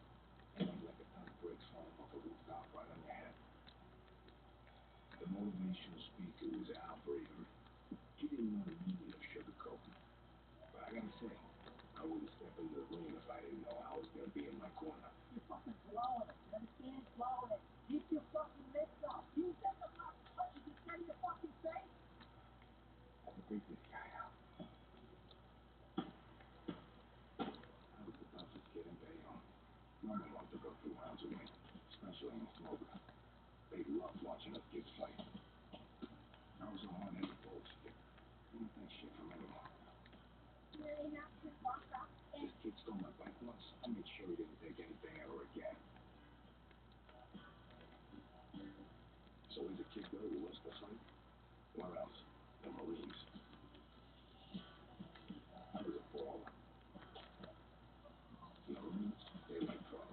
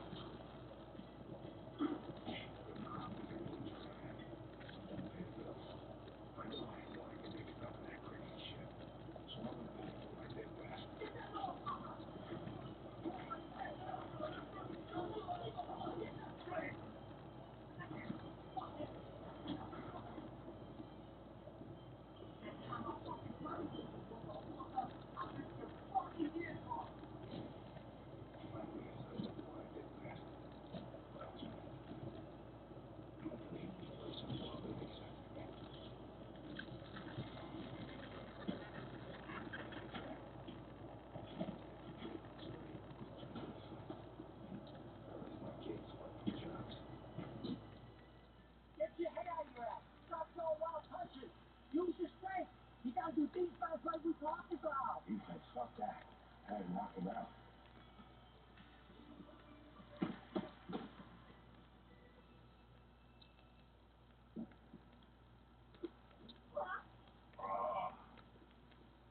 All right, come on. The only thing harder than being a fighter is being married to one. They feel the pain of every loss, but they don't get the high of winning. After listening, I was invincible. Are you okay? Thanks, man. You don't look okay. Are you sure? Hey, get up. Mom made you breakfast, remember? Look at that beauty. Fucking Christ. She got you there. I heard. Where are you gonna go? I must be ready for work. Whoa. What, you really ain't gonna work on you? You joking me? Look at this stuff. Not big enough for all of us. Stop. You need to lay down and you need to heal up. Stop. I need to pay the bills. That's why I ain't through. What about the fight? And the money are like a really big fight, right? That's expensive. It goes fast. Yeah, I know that. So why did you do it then? You never learn. What's the point? You look like shit? No, I don't get it. I actually don't get it anymore. Really? What? I'm sorry. This is what I Do something else. You don't want to marry a fighter. So what do you think about Chuck? Give the guy a chance? Of course. It's tough. Christmas gun and champ. It's very tough. Son, this dude was the meanest heavyweight champion who ever lived. He was also the toughest. He was the champ. So give me Muhammad Ali for the boy the title. This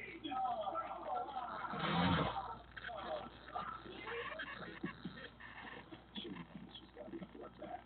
This thing was knocking the shit out of his sparring partners left and right for weeks leading up to Try pretty much. Guys, hey, Carl, we gotta stop this. Come on.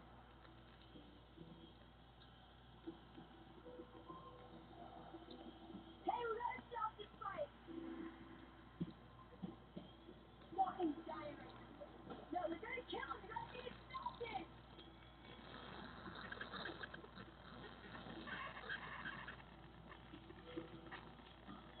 Knock this guy out. Look, you gotta block. This guy's going right to your face. He's chewing you up.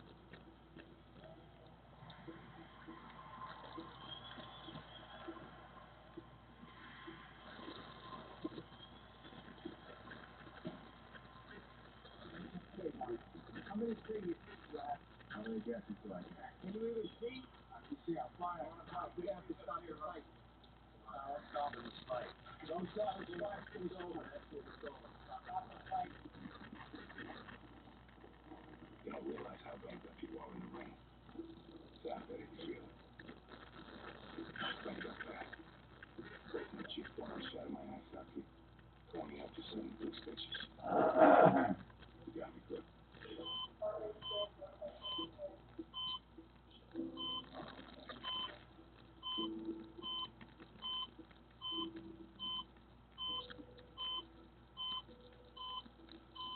You take that. Come on, give me 3.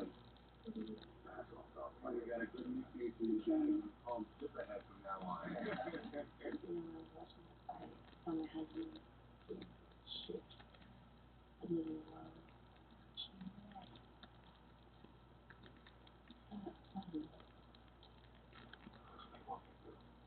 know. She's fighting. I was knocking fighters out left and right. I had a glimpse of fear you could split a fight with me.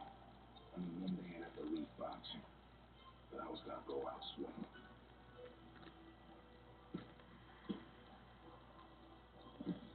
You know, this kid could be champ.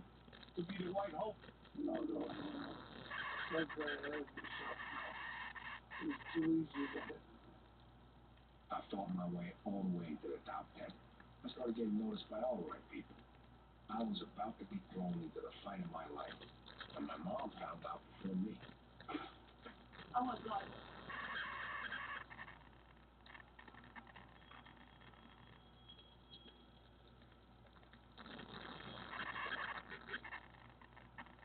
Chucky, did you see the newspaper?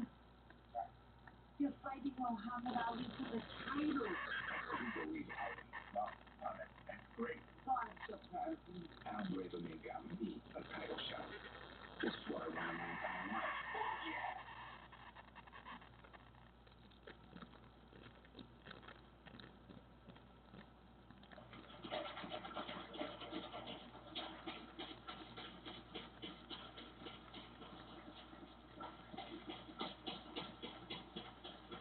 Act like we never got a chance like this. And I was gonna make damn sure I didn't blow. 10 ounce was. 22, right? 22? Alright, good. Make sure it's 22. I'm gonna be back. You don't need to let us highly drop on. Just waiting for Al to do his business. You and Don are really giving me a great opportunity here. I really am thankful. Stop planning, Miss Otto. There's a nice waiting room for you downstairs. All right, that's your chance. Good seeing you. Thank you, Bishop. You are in trouble. You're in trouble. What you talking about? Coach, I'm the prettiest man alive. Take care of this. Oh, what you talking about, Coach? You know exactly what I'm talking about. Champ of the world. Next slide. 22. 20. 22 Al. Yeah, Don King told me you already agreed to 20. You've been training 20. My guy likes 22. What's he going to dance or doing the fight? He's gonna fight. If Don wants 20, 20. What's that? 8 ounces. 10. 8 ounces. You know what? My guy is pretty hard.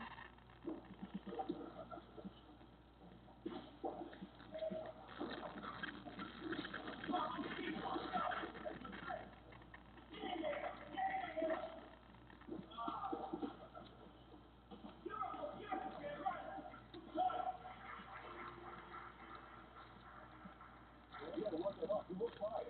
I'm not right. You're fine. You guys come in. I have my time. I'll leave it go. Hey, how's that? everything you hope for. 20-foot range, 10 out club.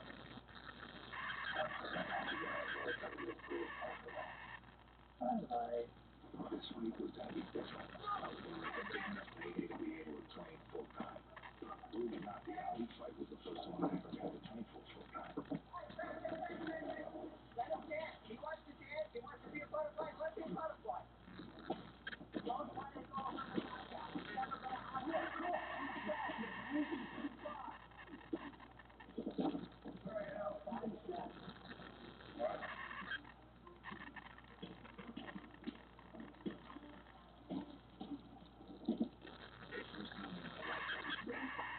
I was ready for Ali.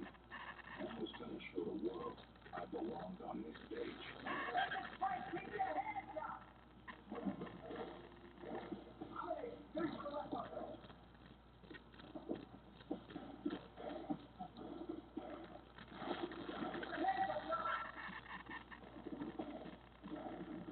Put it up there. When you throw your left, you always drop in your right. Don't drop your right. If you throw your left, it's open. You're open, right? So every time you throw that left, make sure you're keeping it here. And then salute. Go back. Right? Salute. I want you to spin. Every time you throw one, salute. Like you salute. Keep that hand up because I can't hit you that way. Preparing for last time? Well, I plan on being a monster. I ain't gonna spill up all that blood you're gonna spill. That's it. Ain't nobody asking me a question, man. It's Muhammad Ali. Get out of here. You gotta go. Ali was a mess. He should have been, but he wasn't. He was always playing it cool. Can't put your ball down in the 30th. Can't possibly be. See how he thought he was gonna mop the floor up with me. He was out there eating, gaining weight. That was gonna be a cakewalk. But I was different.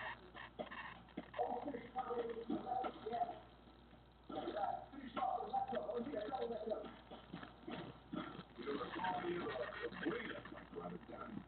Stupid fucking name. As many times as I get punched in the head, I still couldn't be as stupid as that guy. Hey, yo, warrior one underdog. Maybe they should play with that. Don't spend on me, Donald.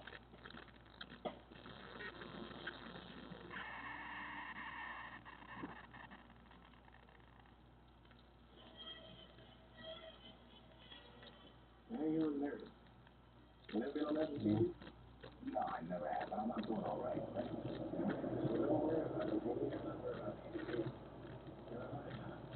Thanks, Jim.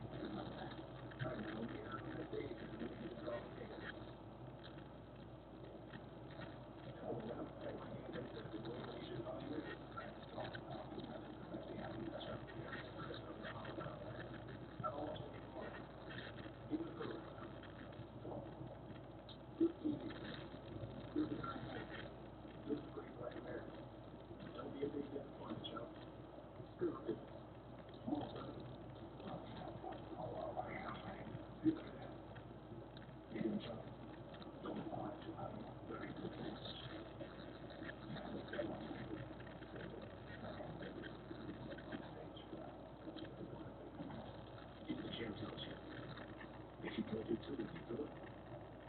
Yeah.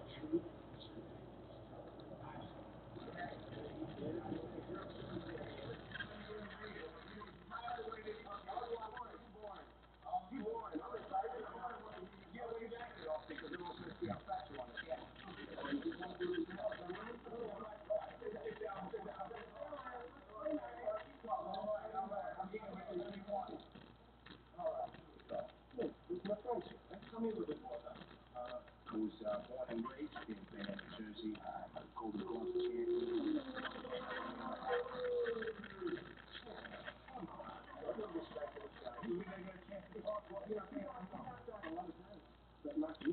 And never been knocked out. Been cut, never knocked out. This guy, I'm gonna knock him out. That's right. No, you will try. You will get your chance.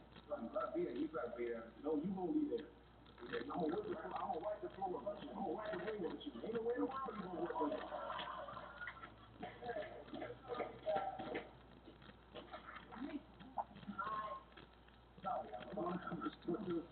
I got another couple for you. You spread eagle on the canvas, knocked out by Ali because you didn't train for the fight. You're here entertaining your idiot brother and you should be jumping rope. He's contending for the heavyweight championship of the world. And you're coming and putting this shit in his head. You need to learn how to protect my brother. He's in there in the ring, getting beat up. You keep him out of the move. You're distracting my fucking fighter. Right, Chubby. No, it's not more. No, Johnny, I don't like it when you're here. You want to trade us? No. Then get that fucking moron out of here. Get out of here.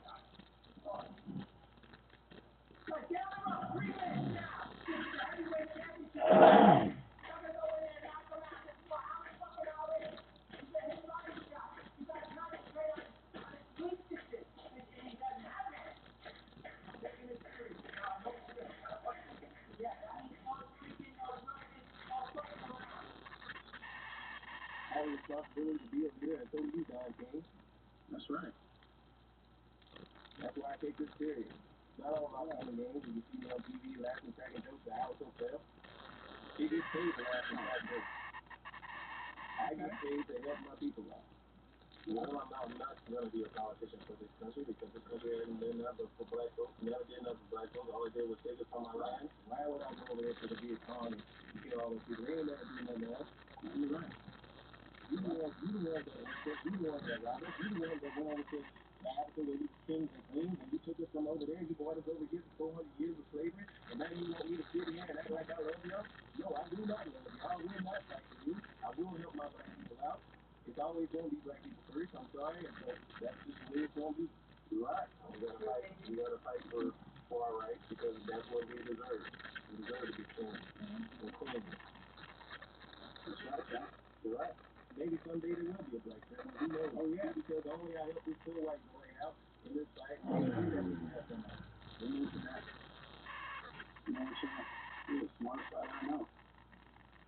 Well, we'll try to keep it that way. All right. Now, we are all here for the World Heavyweight Championship between Muhammad Ali and the contender Chuck Liddell. Currently ranked 8th in the world, and they call him the Great White Hope.